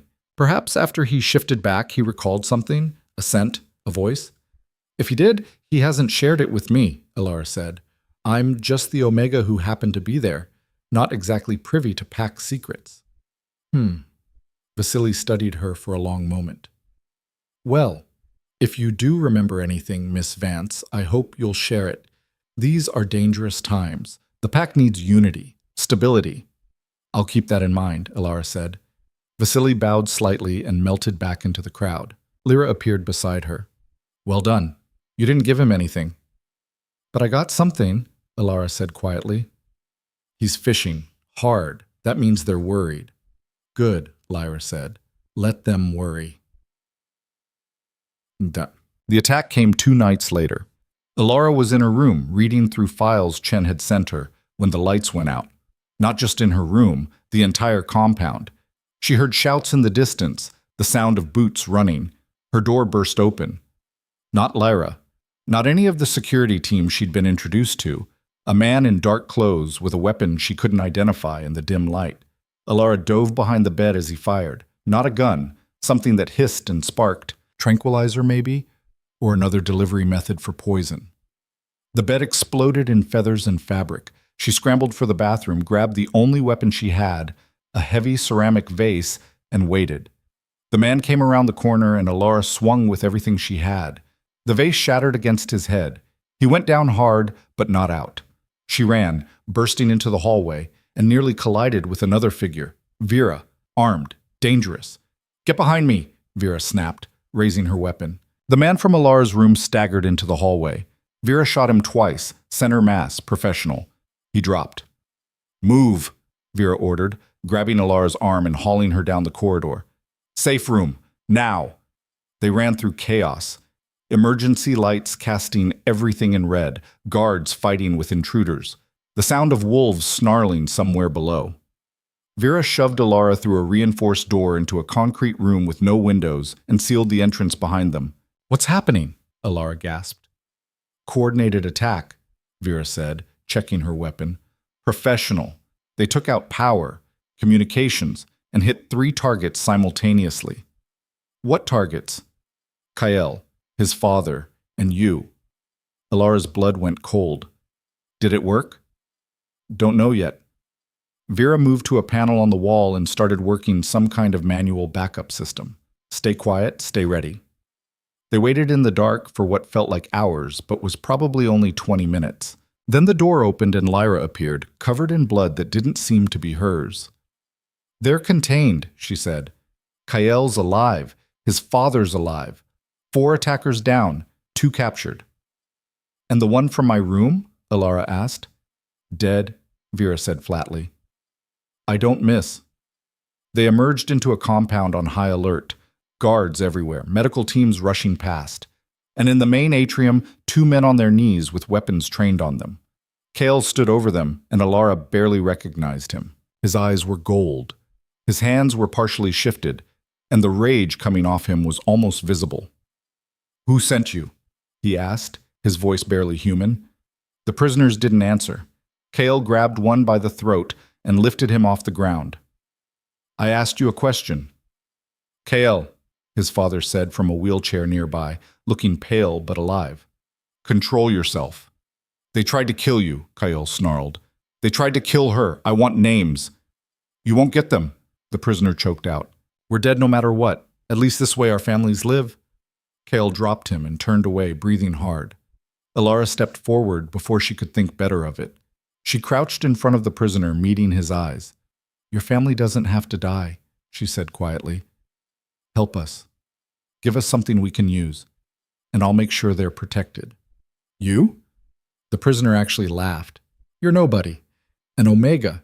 You can't promise that." "She's under my protection," Kale said, turning back, "which means she speaks with my authority. Give her what she wants, and your family gets full pack protection. Refuse, and they get nothing." The prisoner stared at Ilara. She could see him calculating, weighing his options. "A name," she said. "Just one. That's all I'm asking." Long silence. Then, Meridian. The word hit the room like a bomb. Chen, who'd been standing in the shadows, went rigid. "Meridian Medical Research," the prisoner nodded. "That's where the poison came from. That's all I know. I swear." Kale looked at Chen. "Tell me you have something on them." "They're one of the 3 suppliers I flagged," Chen said slowly. "Legitimate research facility. Specializes in toxicology and biochemistry. But they've been clean every time we've looked." "Look harder," Kale ordered. "On it." Chen was already on his phone making calls. Ilara stood, her legs shaking slightly with adrenaline crash. They had something. Not much, but something. A thread they could pull. It took Chen 18 hours to crack Meridian's records. Ilara was there when he did it, at 4 in the morning in the war room, surviving on coffee and stubborn determination. "Got it," Chen said suddenly, his fingers flying over the keyboard. "Private sale 6 months ago. Custom order for a modified Wolfsbane derivative. Paid in cash through a shell corporation." "Who owns the corporation?" Lyra demanded. Chen pulled up more files. "It's buried under about 7 layers, but I can trace it back to..." He went very still. "Oh, hell." "What?" Kale moved to look over his shoulder. "The corporation is owned by a trust," Chen said. "The trust is managed by a law firm. The law firm's primary client is..." He turned the screen so they could all see. Alpha Constantine. The room exploded. "That's not possible," James said. "Constantine is traditional, aggressive, but he's not a traitor." "The evidence says otherwise," Vera pointed out. "The evidence could be planted," Lyra countered. "This is too clean, too easy. We've been looking for 3 months and suddenly we find a direct connection?" "Maybe we just got lucky," Chen said, but he didn't sound convinced. Kyle was silent, staring at the screen with an expression Ilara couldn't read. "We need to move carefully," his father said. He'd been wheeled into the war room an hour ago and refused to leave. "If we accuse Constantine without absolute proof, we'll start a civil war. And if we don't move, he'll consolidate power and we'll lose any chance of stopping him," Kyle countered. "So we need more proof," Ilara said. All eyes turned to her. "We need him to confirm it, openly." "And how do you propose we do that?" Constantine's voice came from the doorway. Everyone spun. The Alpha stood there with 4 guards, his expression thunderous. "I received word that my name was connected to the attack. I came to defend myself." His gaze swept the room and landed on the screen still displaying the evidence. "I see I'm too late for that." "Alpha Constantine," Kyle's father began. "I have never," Constantine said, his voice shaking with fury, "betrayed this pack. I have served for 40 years. I have bled for our people. And you dare accuse me of trying to murder the heir?" "The evidence," Chen started, "can be fabricated," Constantine roared. "I know nothing about shell corporations or poison, but I do know this. Someone very much wants you to think I'm guilty." The room went silent. Ilara's mind raced. He was right. This was too convenient, too perfect. "If not you," she said slowly, "then who benefits from us thinking it's you?" Constantine's eyes snapped to her. "Smart question, Omega." "Someone with access to your accounts," Lyra said. "Your finances, your identity." "My advisor," Constantine said, and his face went white. "Vasily. He's managed my affairs for 15 years. He would have access to everything." "Where is he?" Kyle demanded. "He was supposed to meet me here," Constantine said, "but he never..." The explosion shook the entire building. Ilara hit the floor, ears ringing. Through the smoke and chaos, she heard screaming, alarms, the sound of the building settling. Kael was on his feet instantly. "Report! East Wing!" someone shouted. "Records room. It's gone." Chen's face went ashen. "All our evidence, the files on Meridian, the connections we traced. It was all stored there." "Backup?" Lyra asked. "Fire will trigger the sprinklers. Water damage will destroy anything the fire doesn't." Chen looked sick. "We just lost everything." Kael turned to Constantine. "Where would Vasily go?" "I don't know," Constantine said. "But if he's running, he'll need an exit, somewhere outside Pact territory." "The northern border," Ilara said suddenly. Everyone looked at her. "During my exile, I saw infrastructure. Roads that shouldn't have been there, supply caches, like someone was preparing a route." Kael grabbed her shoulders. "Where exactly?" "About 40 miles from my cabin, near the old mining territory." "That's unclaimed land," Constantine said. "No pact jurisdiction, perfect for disappearing."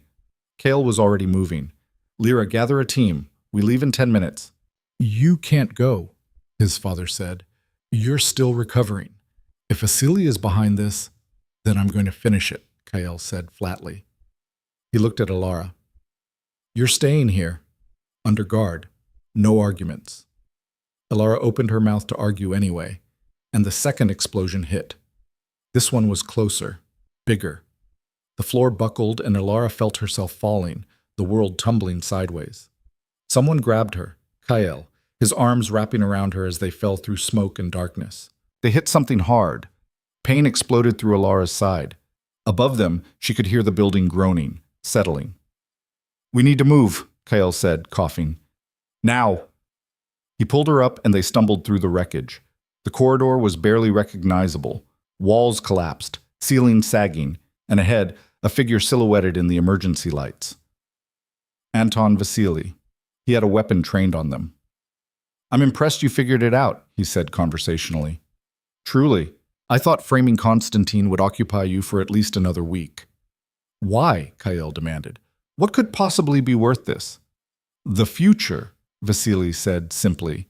"Your father's vision of a progressive pack, where Omegas have rights and strength isn't the only currency, it's dying with him. I'm just accelerating the process." "So you tried to kill me," Kael said. "I tried to remove you cleanly," Vasily corrected. "The poison should have kept you as a wolf permanently. A tragic loss. But then she—" He gestured at Ilara with the weapon. "Had to interfere. Had to save you. Had to give you time to recover." "So you'll kill us both," Ilara said. "Bring down the building. Make it look like an accident." "The building was already rigged," Vasily said. "I've been planning this for months. One more explosion will bury the evidence, and you." "You won't get away with this," Kael said. "I already have." Vasily smiled. "By the time they dig through the rubble, I'll be across the border. And without an heir, the council will default to traditional leadership. Constantine will take over, never knowing I betrayed him. Everything goes back to the way it should be." He raised the weapon. Ilara moved without thinking. She grabbed a piece of debris and hurled it at Vasily's head. It connected. He staggered. Kael shifted mid-leap, his body exploding into wolf form, and hit Vasily like a freight train. They went down in a tangle of limbs and fur and violence. The weapon skittered away. Ilara dove for it, her fingers closing around cold metal. She'd never fired a gun before. She fired it now. The shot went wide but close enough that Vasily flinched. Kael used the opening, his jaws closing around Vasily's arm. The man screamed. And the final explosion hit. The world turned into fire and noise and collapsing stone. Ilara felt the floor give way beneath her, felt herself falling into darkness with Kael's howl echoing in her ears. Then nothing. Pain dragged Ilara back to consciousness, sharp, insistent, radiating from her ribs and left arm. She tried to move and immediately regretted it as something ground together in her shoulder that shouldn't be grinding. "Don't!" Kael's voice, rough and strained. "You're hurt. Just stay still." She forced her eyes open. Darkness, almost complete, except for a thin beam of light filtering through debris above them. They were in some kind of pocket, a space created when the floors collapsed, held up by a twisted beam and what might have been part of a support column. Kael was beside her, back in human form, pressed against her side. Blood ran down his face from a gash across his temple. His left arm hung at a wrong angle. Vasily? She managed. Buried. Maybe dead. Maybe not. Kyle shifted slightly and winced. We're trapped. The explosion brought down at least 3 floors. This pocket is the only thing keeping us from being crushed. Alara processed that. Tried not to panic, failed slightly. Can you shift? Dig us out? I tried. The poison... He broke off, coughing. The stress triggered a partial shift. Got stuck halfway. If I try again and it fails... He didn't finish the sentence. Didn't need to. So we wait for rescue, Alara said. If they can find us, Kyle said quietly. The building collapsed. There's probably dozens of pockets like this. They'll have to search systematically. How long? Hours. Maybe days. Alara closed her eyes. Days. In the dark. In pain. With limited air and no water, and the constant risk that the debris above them would shift and crush them flat. Just like the wilderness, she thought. Another survival test. Another chance to prove the universe couldn't break her. Talk to me, she said. Keep me awake. Tell me something true. Kale was quiet for a moment. Then, I was scared. When I was a wolf. When I couldn't shift back and couldn't think clearly and everything was just instinct and pain. I was terrified. That's normal, Alara said. Alphas aren't supposed to be scared, Kyle said, and there was something bitter in his voice. We're supposed to be strong, fearless, natural leaders. But I was just lost, and if you hadn't found me, hadn't saved me, I would have died alone in the snow and never even known who I was. But I did find you, Alara said, and you're alive. That's what matters. Why? Kale asked. Why did you save me? Really, you had no reason to help. You could have let me die and kept every scrap of food for yourself, increased your own chances. Alara thought about it, about that night in the storm, about the choice she'd made. Because I couldn't, she said finally. I couldn't just let something die when I had the power to help, even if it was stupid, even if it cost me. She turned her head to look at him in the dim light. Maybe that makes me weak, by alpha standards. That makes you stronger than most alphas I know, Kyle said, including me. They fell silent. Above them, Alara could hear distant sounds, voices, machinery. The rescue effort probably, but it sounded far away. Too far. Your turn, Kyle said. Tell me something true. I don't regret it, Alara said. The exile. Being thrown out. I should hate it. Should hate them. But those 3 months in the wilderness? I learned who I was without anyone telling me. Learned what I was capable of. She paused. I learned I didn't need Pack to survive. And that's terrifying and freeing in equal measure. You're not going back to Ashford Pack, Kale said. It wasn't a question. No, Alara confirmed. Even if Marcus was gone. Even if they apologized. I can't go back to being what they wanted me to be. Good, Kale said, because I'm not letting you go. Alara's breath caught. What? When we get out of here, and we will get out, I want you to stay. Not as a witness, not as someone under protection, as, he hesitated, as someone important, to the pack, to me. Kyle, I know it's fast, he said quickly. I know we barely know each other outside of survival situations, but you saved my life twice now. You stood up to the council. You made yourself a target to help us find the truth. You're exactly the kind of person this pack needs. As what? Alara asked. Your advisor? Your friend? As my partner, Kyle said quietly. If you'll have me. The words hung in the darkness between them. That's the poison talking, Alara said, but her heart was racing. Or the head injury. You don't want... I know what I want, Kale interrupted. I've known since you stood in that council chamber and demanded justice. Since you looked at alphas twice your age and told them they were wrong. He shifted to face her, his gold eyes reflecting what little light there was. You're fierce and smart, and you refuse to break. That's not Omega weakness. That's strength I've never seen before. I'm terrified right now, Alara admitted. I'm in pain, and I'm scared we're going to die down here, and I don't know what I'm doing half the time. That makes two of us, Kael said. But I'd rather be terrified with you than confident with anyone else. Before Alara could respond, something above them shifted, debris grinding against debris. Dust rained down on them. They both froze. That's not good, Kael breathed. Another shift, larger this time. The beam above them groaned. We need to move, Alara said. Where? Kael asked. This pocket is maybe 6 feet across. There's nowhere to... The beam cracked. Kael threw himself over Alara, his body covering hers as the world came down around them. She felt the impact through him, felt him grunt in pain, felt the weight pressing them both down into the rubble. Then stillness. Kael? Alara's voice was muffled against his chest. Still here, he managed. But we've got maybe a foot of clearance now, and I think my leg is pinned. Alara tried to move. Couldn't. They were wedged together in a space barely big enough for one person, let alone two, and the air already felt thinner. The rescue team won't reach us in time, she said, stating fact, not giving up. No, Kael agreed. So we dig ourselves out. I can't shift, Kael reminded her, and you can't move. But I can think, Alara said, and you can tell me what you feel, where the pressure is. What might give if we push the right way? It took them an hour, maybe two. Time lost meaning in the dark. Alara talking Kael through tiny movements, shifting his weight, pushing against debris with his good arm, using his wolf strength even in human form to move things that should have been immovable. Her job was to remember everything, to build a mental map of the collapsed structure around them, to find the path of least resistance. Left side, she said. Push that piece toward your hip, not away, toward. That doesn't make sense, Kael panted. It creates a fulcrum, Alara explained. Uses the weight against itself. Trust me. He pushed. Something shifted.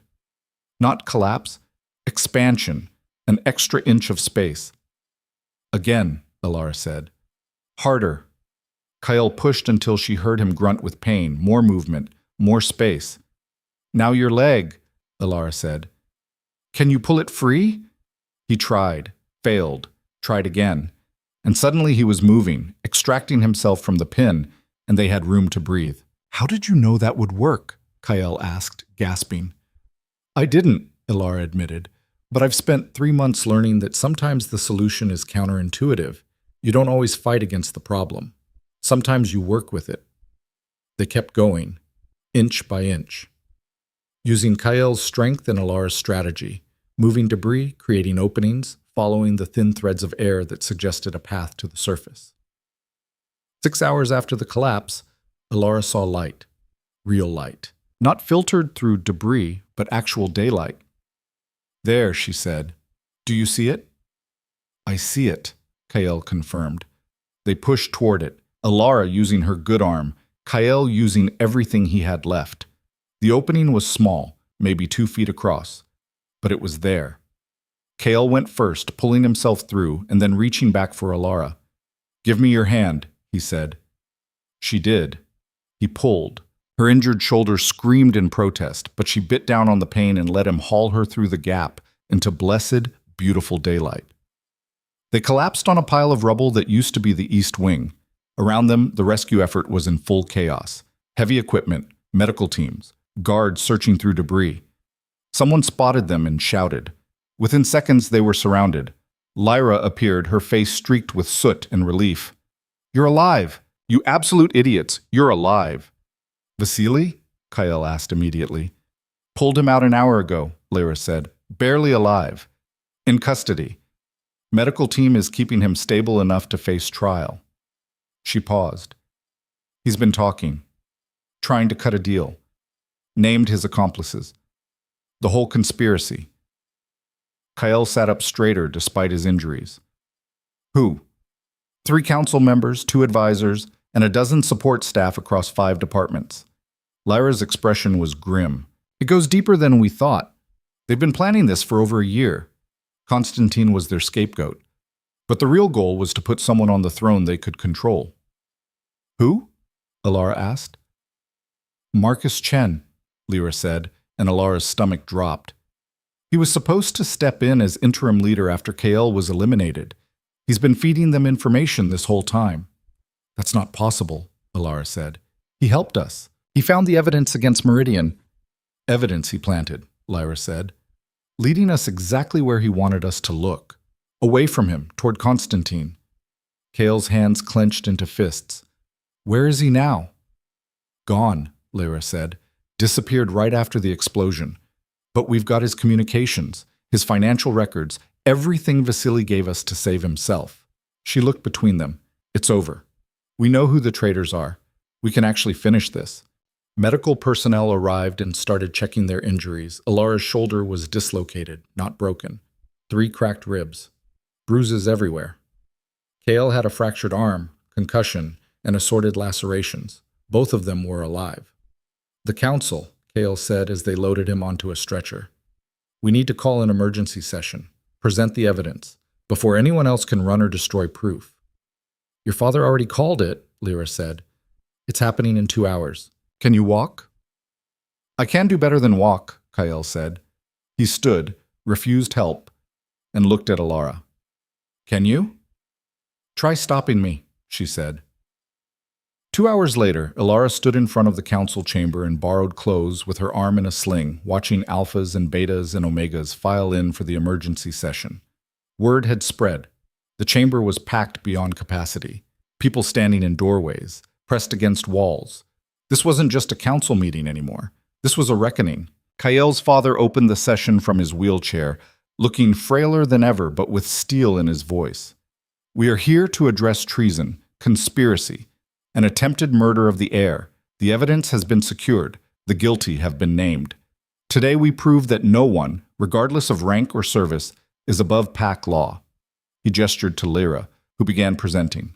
Images on screens, financial records, communications, recordings of conversations that laid out the entire conspiracy in brutal detail. Vasily's plan to poison Kael. Chen's role in misdirection. The 3 council members who'd voted to approve dangerous policies knowing they'd fail. The advisors who'd manipulated territorial disputes to create chaos. All of it designed to weaken the progressive faction and return the pack to traditional hierarchy. They wanted power, Lyra said. They wanted control, and they were willing to murder the heir to get it. The chamber erupted, shouting, accusations. Some of the named conspirators tried to leave. Guards stopped them. Alpha Constantine stood, his voice cutting through the chaos. I was nearly framed for this, nearly destroyed because I represented everything they wanted to eliminate. Honor, direct action, traditional values twisted into something monstrous. He looked at Kael. I do not agree with your politics. I think you're too soft on hierarchy, too willing to give power to those who haven't earned it. Alara tensed, waiting for the attack. But you are not a traitor, Constantine continued. You are not weak. And after what I've seen today, after watching an Omega survive exile and save your life twice, and stand in this chamber demanding justice, I'm beginning to think my definition of strength was too narrow. He sat down. The chamber went silent. Kael's father spoke. The council will vote. All those in favor of stripping rank and privilege from the named conspirators, removing them from pack protection, and turning them over to territorial justice. Every hand went up, even the ones belonging to people who'd clearly been on the fence about progressive policies. Unanimous, Kael's father said. The traitors are cast out, effective immediately. Guards moved in. The named council members were escorted out in restraints. Their protests echoed in the chamber until the doors closed. Now, Kael's father said, we address succession. He looked at Kael. You were poisoned, attacked, nearly killed.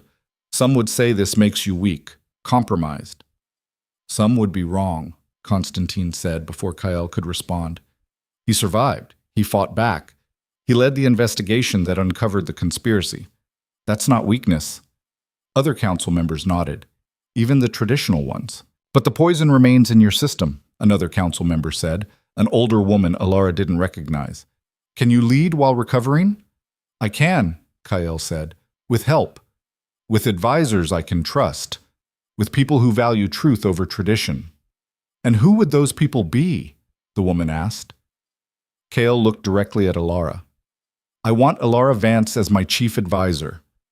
The chamber exploded again. She's an Omega, someone shouted. She's exiled, another voice added. She's the person who saved the heir's life, Constantine said, standing again. Twice. While most of us were busy with politics, she was busy surviving. That counts for something. She's also the person who identified the Northern Territory connection, Vera said from the back of the room, and came up with the strategy that made the conspirators panic and expose themselves. She has no formal training, the older councilwoman pointed out. Neither did half this council when they started, Lyra said. She learns fast, she thinks strategically, and she's loyal to the Pact's future, not her own power. The debate raged for 20 minutes, for and against. Traditional versus progressive. Finally, Kael's father raised his hand for silence. The role of chief advisor is the heir's choice, he said. Not ours. Kael has made his choice. We can accept it or challenge his right to lead. Who here wants to challenge? Silence. Then it's settled, Kael's father said. Alara Vance is confirmed as chief advisor to the heir. He paused, pending her acceptance. Every eye turned to Alara. She stood there, arm in a sling, bruised and battered, wearing borrowed clothes in a room full of people who'd spent their lives in power. And she thought about the cabin, about survival, about the girl who'd been exiled for saying no. I accept, she said clearly, on one condition. The chamber held its breath. My exile is formally revoked, Alara continued. Not pardoned, revoked. Recognition that it was unjust from the start. And Marcus Hale of Ashford Pack is held accountable for the false accusations that led to it. Kael's father smiled. Done. I'll contact Ashford's Alpha personally. Marcus will face Pack justice. Then I accept, Alara said. The chamber erupted in applause. Not everyone, some of the traditional Alphas looked like they'd swallowed glass, but enough. More than enough. Constantine approached her after the session ended. You have spine, Omega. I respect that even if I disagree with half of what you represent. I can work with respect, Alara said, even from people who disagree with me. Good, Constantine said, because you'll need it. This pack is changing whether I like it or not. Better to shape the change than be crushed by it. He walked away, and Kael appeared at Alara's side. You did it? He said quietly. You actually did it. Well, we did it, Alara corrected. I couldn't have survived without you. You couldn't have exposed the conspiracy without me. That's partnership. Is that a yes? Kael asked. Alara looked at him. At this man who'd been a wolf she'd saved, who'd become an ally, who'd offered her something no one else ever had. True partnership. That's a maybe, she said. Ask me again when we're not both concussed and covered in bruises. Kael laughed. Actually laughed. Fair enough. Lyra joined them. Hate to interrupt, but we've got a problem. Of course we do, Kael said. What now? Chen, Lyra said. We tracked him to the northern border. Same area Alara mentioned, the old mining territory. He's running, Kael said. He's fortifying, Lyra corrected. He's got maybe 20 loyalists with him, armed, dug in, and he's demanding safe passage out of Pact territory, or he starts releasing secrets that will destroy half the council. What secrets? Alara asked. We don't know, Lyra admitted. But Chen was intelligence chief. He knows where all the bodies are buried, literally and figuratively. Kael's expression hardened. Then we go get him. You're barely standing, Lyra pointed out. You need medical care, rest, time to heal. I need to finish this, Kael said, before he disappears or does more damage. He looked at Alara. You don't have to come. This part is dangerous, possibly lethal. Alara thought about it. She was injured, exhausted. She'd nearly died twice in the last 24 hours, but Chen had betrayed them, had helped poison Kael, had orchestrated attacks that killed innocent guards and staff, and he was holed up in the territory where she'd spent 3 months learning to survive. I know that land, she said. I know the terrain, the approaches, the places to hide. That makes you valuable, Kael said, not obligated. I'm coming, Alara said firmly. Not because I have to, because I want to see this through to the end. Kael smiled. Wouldn't have it any other way. Lyra sighed. Fine. But you're both getting medical clearance first, and you, she pointed at Alara, are getting body armor and a weapon. No more going into fights unarmed. Deal, Elara said. 3 hours later, they were in vehicles heading north. Elara wore tactical gear that Vera had fitted for her. Lightweight armor, communications equipment, and a sidearm she'd spent 30 minutes learning to use properly. Kyle sat across from her in the transport, also armored, looking more like a soldier than an heir. "You sure about this?" he asked quietly. "No," Elara admitted, "but I wasn't sure about saving a wolf in a blizzard either. Turned out okay." "Define okay," Kyle said, gesturing at their injuries. "We're alive," Elara said. "We won. The bad guys are being punished. I'd say that's pretty okay." The convoy drove through the night, leaving civilization behind for wilderness. As the trees grew thicker and the roads rougher, Elara felt something shift inside her. She was going back to the territory where she'd been exiled, where she'd learned to survive. But this time, she wasn't alone. This time, she was bringing an army. The convoy stopped 3 miles from the mining territory as the sky began to lighten. Elara stepped out into air so cold it burned her lungs, and for a moment she was back in exile, alone, frightened, fighting for every breath. Then Kyle was beside her, his presence solid and real, and the moment passed. "You all right?" he asked quietly. "Just remembering," Elara said. "Last time I was here, I was running for my life." "This time you're hunting," Lyra said, joining them with a tactical map spread across the hood of the lead vehicle. Chen's hold up is the old superintendent's building.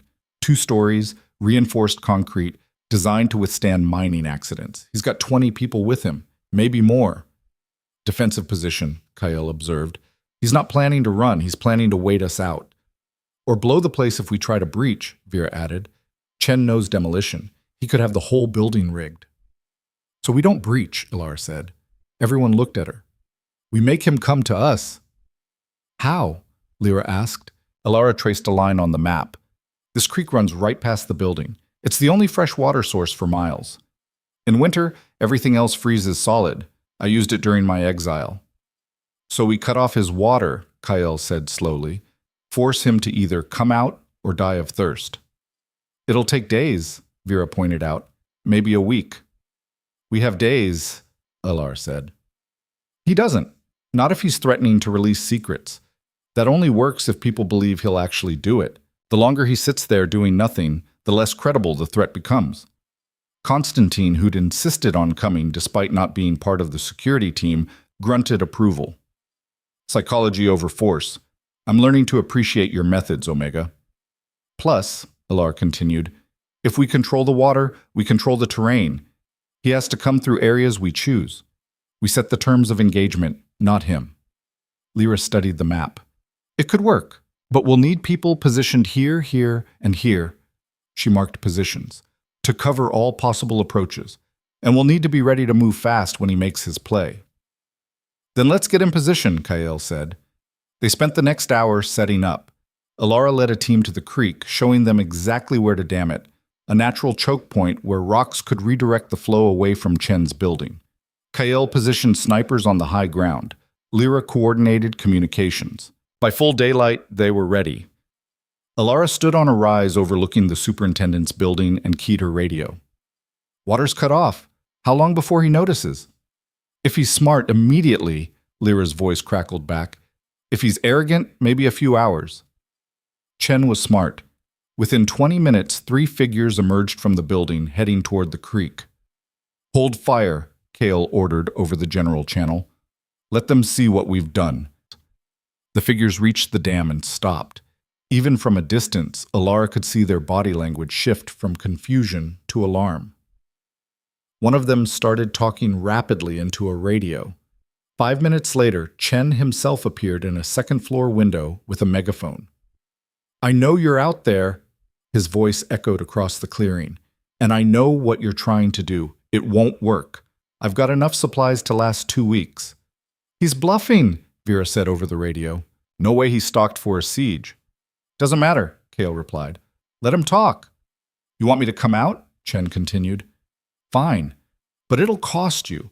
I've got information that will destroy half the council. Affairs, embezzlement, deals with rival packs. things that will tear this territory apart if they become public. He's trying to negotiate, Lyra said. Let me talk to him, Ilara said.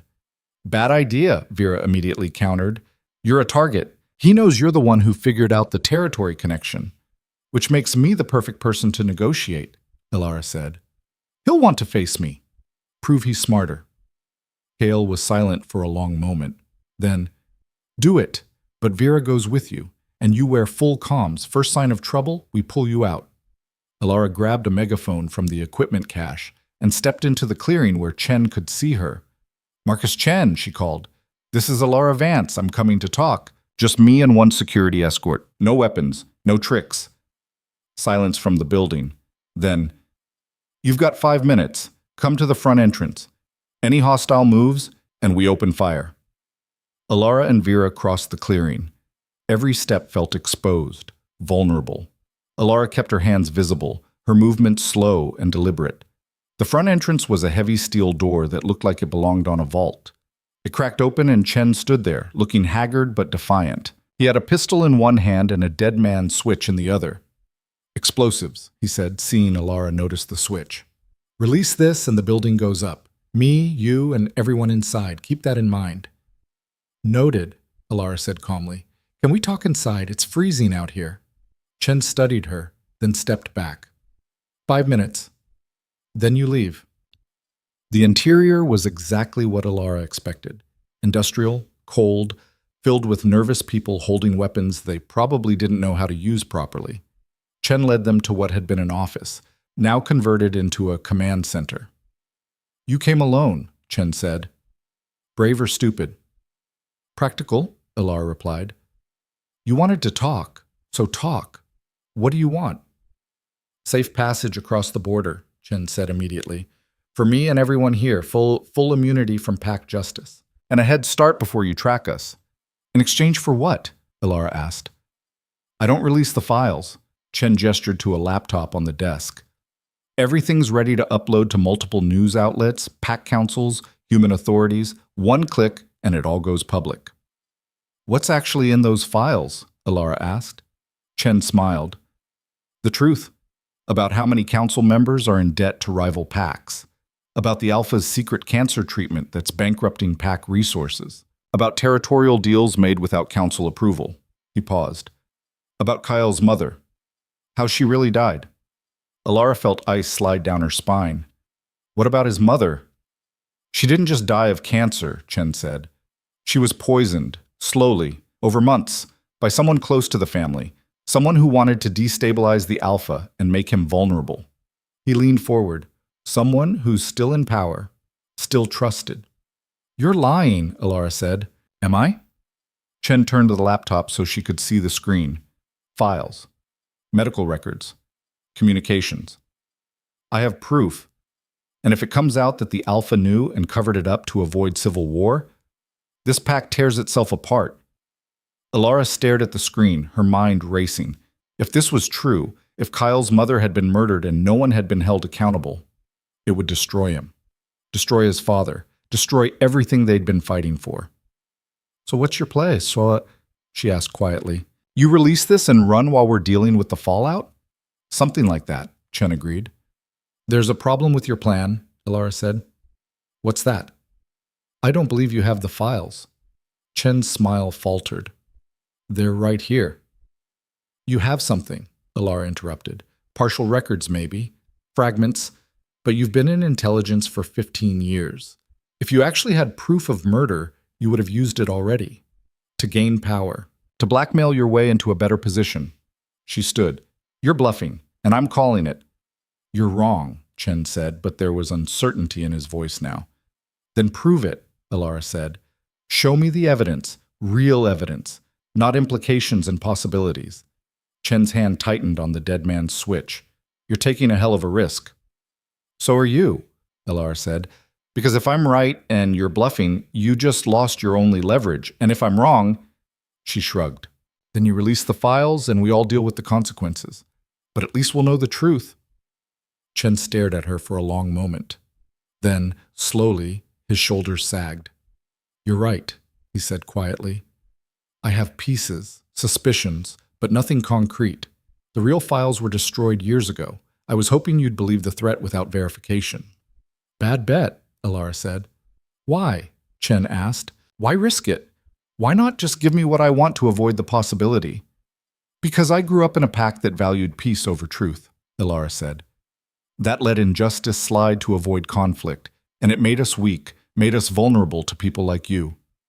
She moved toward the door. You're done, Chen. You can come out peacefully and face trial, or you can blow the building and kill everyone who trusted you. Your choice. She walked out. Vera followed, her hand on her weapon. They were halfway across the clearing when Chen's voice shouted after them.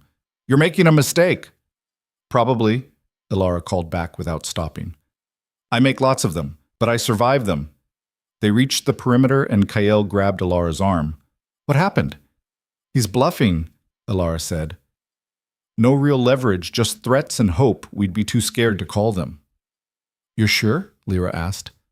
No, Alara admitted, but I don't think he'll blow the building. That's suicide, and Chen's a survivor, not a martyr. They waited. 20 minutes, 30. The building stayed silent. Then the front door opened and people started coming out. Chen's followers, hands raised, weapons dropped. They looked scared and exhausted and relieved to have an excuse to surrender. Chen was the last one out. He stood in the doorway for a long moment, the dead man's switch still in his hand. Last chance, Kael said quietly to the sniper teams. If he moves wrong, take the shot. Chen looked across the clearing at them, at Alara specifically. Then he dropped the switch and raised his hands. It's over, he said. Guards moved in. Within minutes, Chen was in custody, and the building was being swept for actual explosives. They found 3 charges, small ones, enough to destroy the command center and maybe kill Chen, but not enough to bring down the whole structure. Bluffing all the way down, Vera said with disgust. Alara watched them load Chen into a transport vehicle and felt something release in her chest. Not triumph, not satisfaction, just exhaustion. The bone-deep weariness of someone who'd been fighting for so long she'd forgotten what peace felt like. Kael found her sitting on a rock, staring at the creek. You did it, he said. We did it, Alara corrected automatically. You called his bluff, Kael said. Risked everything on reading him right. That took guts. Oh, or stupidity, Alara said. Still not sure which. Kael sat beside her. Can I ask you something? Sure. What Chen said about my mother, do you think any of it was true? Alara considered lying, decided against it. I think there might be fragments of truth buried in the lies. I think your mother's death should be investigated properly, and I think your father probably knows more than he's said. Because he was protecting me, Kael said quietly. Maybe, Alara agreed, or protecting the pack, or protecting himself from the truth. People do complicated things for complicated reasons. I'll ask him, Kael said. When we get back, demand the real story, whatever it is. That's growth, Alara said. 3 months ago, you were a wolf who couldn't ask anything. Kael laughed, surprised. True. He looked at her. And 3 months ago, you were an exiled Omega with no future. Look at us now. Alive and moderately successful, Alara said. I'll take it. They sat in comfortable silence as the cleanup continued around them. Finally, Kael said, About what I asked you, in the rubble, about being partners. You said to ask you again when we weren't both concussed, Alara said. I'm still a little concussed, Kael admitted. But I'm asking anyway. Stay. Help me lead. Help me change this pack into something better. As what? Alara asked. Chief advisor is a good position, but as my mate, Kael said quietly. If you want that. If you're ready for that. If you think we could… Alara kissed him. Cut off the nervous rambling with her lips on his, her good arm pulling him closer. He made a surprised sound and then kissed her back, gentle and fierce at the same time. When they broke apart, Alara said, Yes, but we're doing this right. Courting, dating, actually getting to know each other outside of life or death situations. I can do that, Kael said, grinning. I'm excellent at normal dates. Dinner, movies, maybe fewer explosions. I'd appreciate fewer explosions, Alara agreed. Lyra's voice crackled over the radio. Hate to interrupt whatever's happening on the ridge, but we've got incoming vehicles, multiple, moving fast. Kyle was on his feet instantly. Hostile? Unknown, Lyra replied, but they're coming from Ashford territory. Alara's stomach dropped. Marcus. They rushed back to the command center. 3 vehicles pulled into the clearing, and sure enough, Marcus Hale stepped out looking exactly as Alara remembered. Handsome, polished, and radiating the kind of confidence that came from never being told no. Until he saw her. He stopped dead, his expression cycling through shock, disbelief, and something that might have been fear. Alara, he said, you're alive. Disappointed? She asked coldly. No, of course not. He looked at Kyle, at the guards, at the tactical situation. What's happening here? We just took down a conspiracy, Kyle said. Multiple attempted murders, treason, the usual. He moved to stand beside Alara. And you are? Marcus Hale, Marcus said, puffing up slightly. Heir to Ashford Pack. I came because I heard Alara was here. I wanted to apologize, Alara suggested. Alara-san. Confess to framing me? Take responsibility for having me exiled on false charges? Marcus's jaw tightened. That was a misunderstanding. The evidence was fabricated, Alara interrupted. We both know it. The question is whether you're going to admit it or keep lying. I don't have to explain myself to an exile, Marcus said. She's not an exile anymore, Kyle said, his voice dropping into alpha command. Her exile has been revoked by order of the Northern Crown. And you're in my territory now, Marcus Hale. You'll show respect or you'll leave. Marcus stared at him. You're Cale Draven. Very good, Cale said dryly. And you're, what? Protecting her? She's my chief advisor, Cale said. My partner. And if you've come to make trouble, you picked the wrong day. Marcus looked between them, clearly trying to recalculate. I didn't come for trouble. I came because Ashford's Alpha ordered me to make amends. Amends, Alara repeated. The evidence against you has been reviewed, Marcus said stiffly. The witness recanted. The ledger was proven false. Ashford Pack formally apologizes for the wrongful exile. How generous, Alara said. And what prompted this sudden attack of conscience? A strongly worded message from Alpha Draven, Marcus admitted, explaining that harboring false accusers makes Ashford look weak, that we should clean our own house before pointing fingers at others. My father's diplomatic when he wants to be, Kyle murmured. So what now? Marcus asked. You come back? Take your place in the pack? Alara laughed. Actually laughed. You think I'd come back? After you threw me away? After you tried to control me and then destroyed me when I said no? I was protecting pack honor, Marcus said. You rejected me publicly. You embarrassed. I said no, Alara interrupted. That's it. That's all I did. And you decided that was worth ruining my life. She stepped forward. I survived, Marcus. I survived exile. I survived wilderness that should have killed me. I survived things you can't even imagine, and I came out stronger. You're still just an Omega, Marcus said, but there was uncertainty in his voice now. She's the Omega who saved the Northern Heir's life, Constantine said, stepping forward. Who helped expose a conspiracy that almost destroyed the most powerful pack in the territories. Who negotiated with traitors and called their bluffs and earned a position most alphas would kill for. He smiled. If that's what being just an Omega looks like, maybe we should all aspire to it. Marcus looked around at the assembled forces, guards, alphas, betas, all of them clearly respecting Alara in ways he'd never imagined possible. This isn't over, he said weakly. Yes, it is, Alara said. You're going back to Ashford, and you're going to tell them I'm never coming back, that I found something better, that I found people who value strength in all its forms, not just the traditional ones. She paused. And you're going to live with the fact that the Omega you threw away is doing better without you than you'll ever do without her. Marcus opened his mouth, closed it, turned and walked back to his vehicle without another word. As the Ashford convoy drove away, Lyra whistled low. That felt good to watch? That felt good to say, Alara admitted. Cale put his arm around her shoulders. Ready to go home? Alara looked at the wilderness around them, at the territory where she'd nearly died and learned to live, at the people who'd become her pack in ways Ashford never had. "Yeah," she said, "let's go home." The return to Northridge was triumphant. News of the conspiracy's collapse had spread, and people lined the streets when the convoy arrived.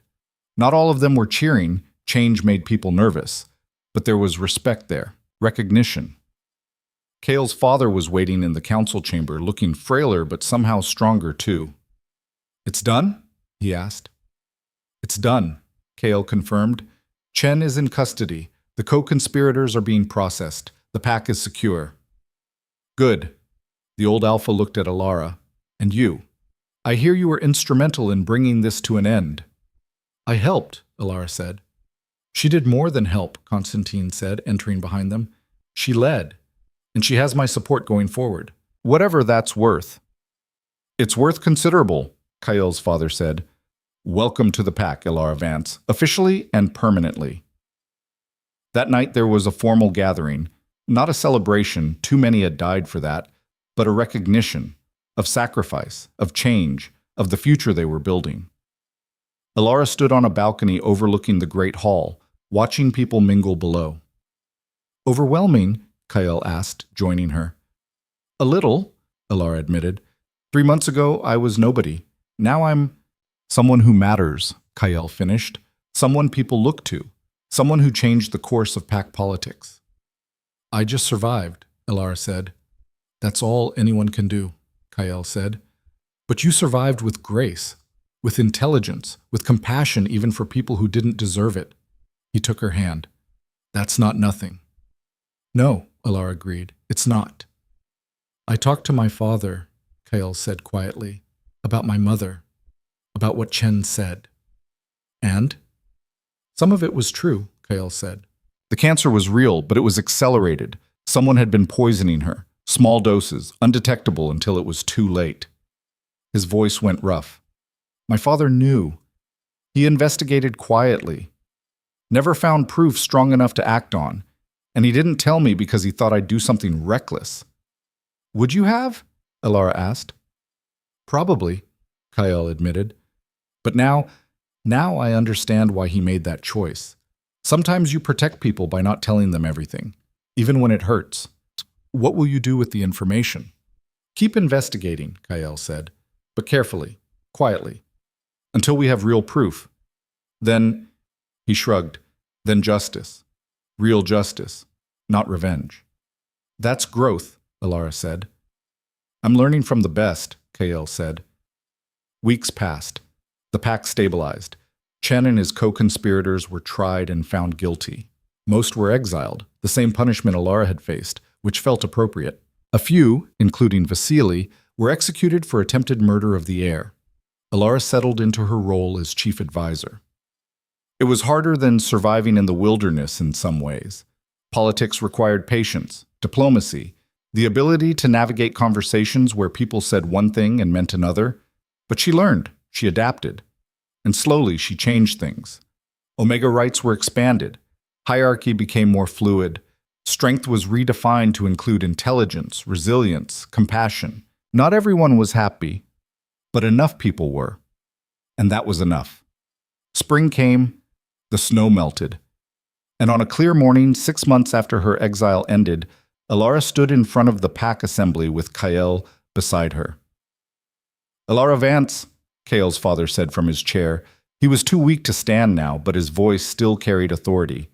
"You have served this pack with distinction, saved the heir's life, helped expose treachery, advised wisely and fairly." Alara waited. This wasn't the script they'd discussed. "And you have earned more than the position of advisor," the old Alpha continued. "Kyle has asked to formalize your bond, to make you his mate, his partner in leadership. Do you accept?" The chamber held its breath. Alara looked at Kyle. They talked about this, planned for it. But hearing it said publicly, officially, was different. "I do," she said clearly. "On one condition." Murmurs through the crowd. "Name it," Kyle's father said. "That our bond is recognized as equal partnership," Alara said. "Not alpha and omega in the traditional sense, but two people choosing each other, supporting each other, leading together. That's not how it's done, someone in the assembly objected. Then maybe it's time to change how it's done, Constantine said, standing. The old ways almost destroyed us. Maybe these new ways will save us. The vote was closer than Alara would have liked, but it passed. She and Kael were bonded 3 days later in a ceremony that blended tradition with innovation. They spoke vows they'd written themselves, exchanged marks that meant partnership, not ownership. And when it was done, Alara stood before the pack not as an exile or a survivor, but as someone who belonged. That night, as they stood on the balcony of their shared quarters, Kael said, "Any regrets?" "About which part?" Alara asked. "The exile. Nearly dying multiple times? Becoming chief advisor? Bonding with you?" "Any of it," Kael said. Alara thought about it. About the cabin where she'd learned to survive. About Rook and the choice she'd made in the snow. About every moment since that had led her here. "No," she said finally. "No regrets. Every awful thing that happened made me who I am. Made us possible. I wouldn't change it." "Even Marcus?" Kael asked. "Especially Marcus," Alara said. "He thought rejecting him would destroy me. Instead, it freed me. Let me find out who I really was without anyone telling me who I should be." "And who are you?" Kael asked. Alara smiled. "I'm the Omega who refused to break, who survived exile and saved an Alpha and changed a pack. I'm someone who matters, someone who belongs." She took his hand. "I'm yours, and you're mine, and that's enough." "More than enough," Kael agreed. They stood together looking out over the city that was now their home, their responsibility, their future. And far to the north, in a clearing that had once held a collapsing cabin, snow began to fall, covering the traces of survival, erasing the marks of struggle. But the lesson remained. That strength comes in many forms, that the ones deemed worthless often prove most valuable, that refusing to break, even when the world demands it, is the greatest power of all. Alara had learned that in exile, had lived it in the wilderness, and now she would teach it to a pack that desperately needed to understand. The girl who'd been thrown away had become the woman who changed everything, and she was just getting started.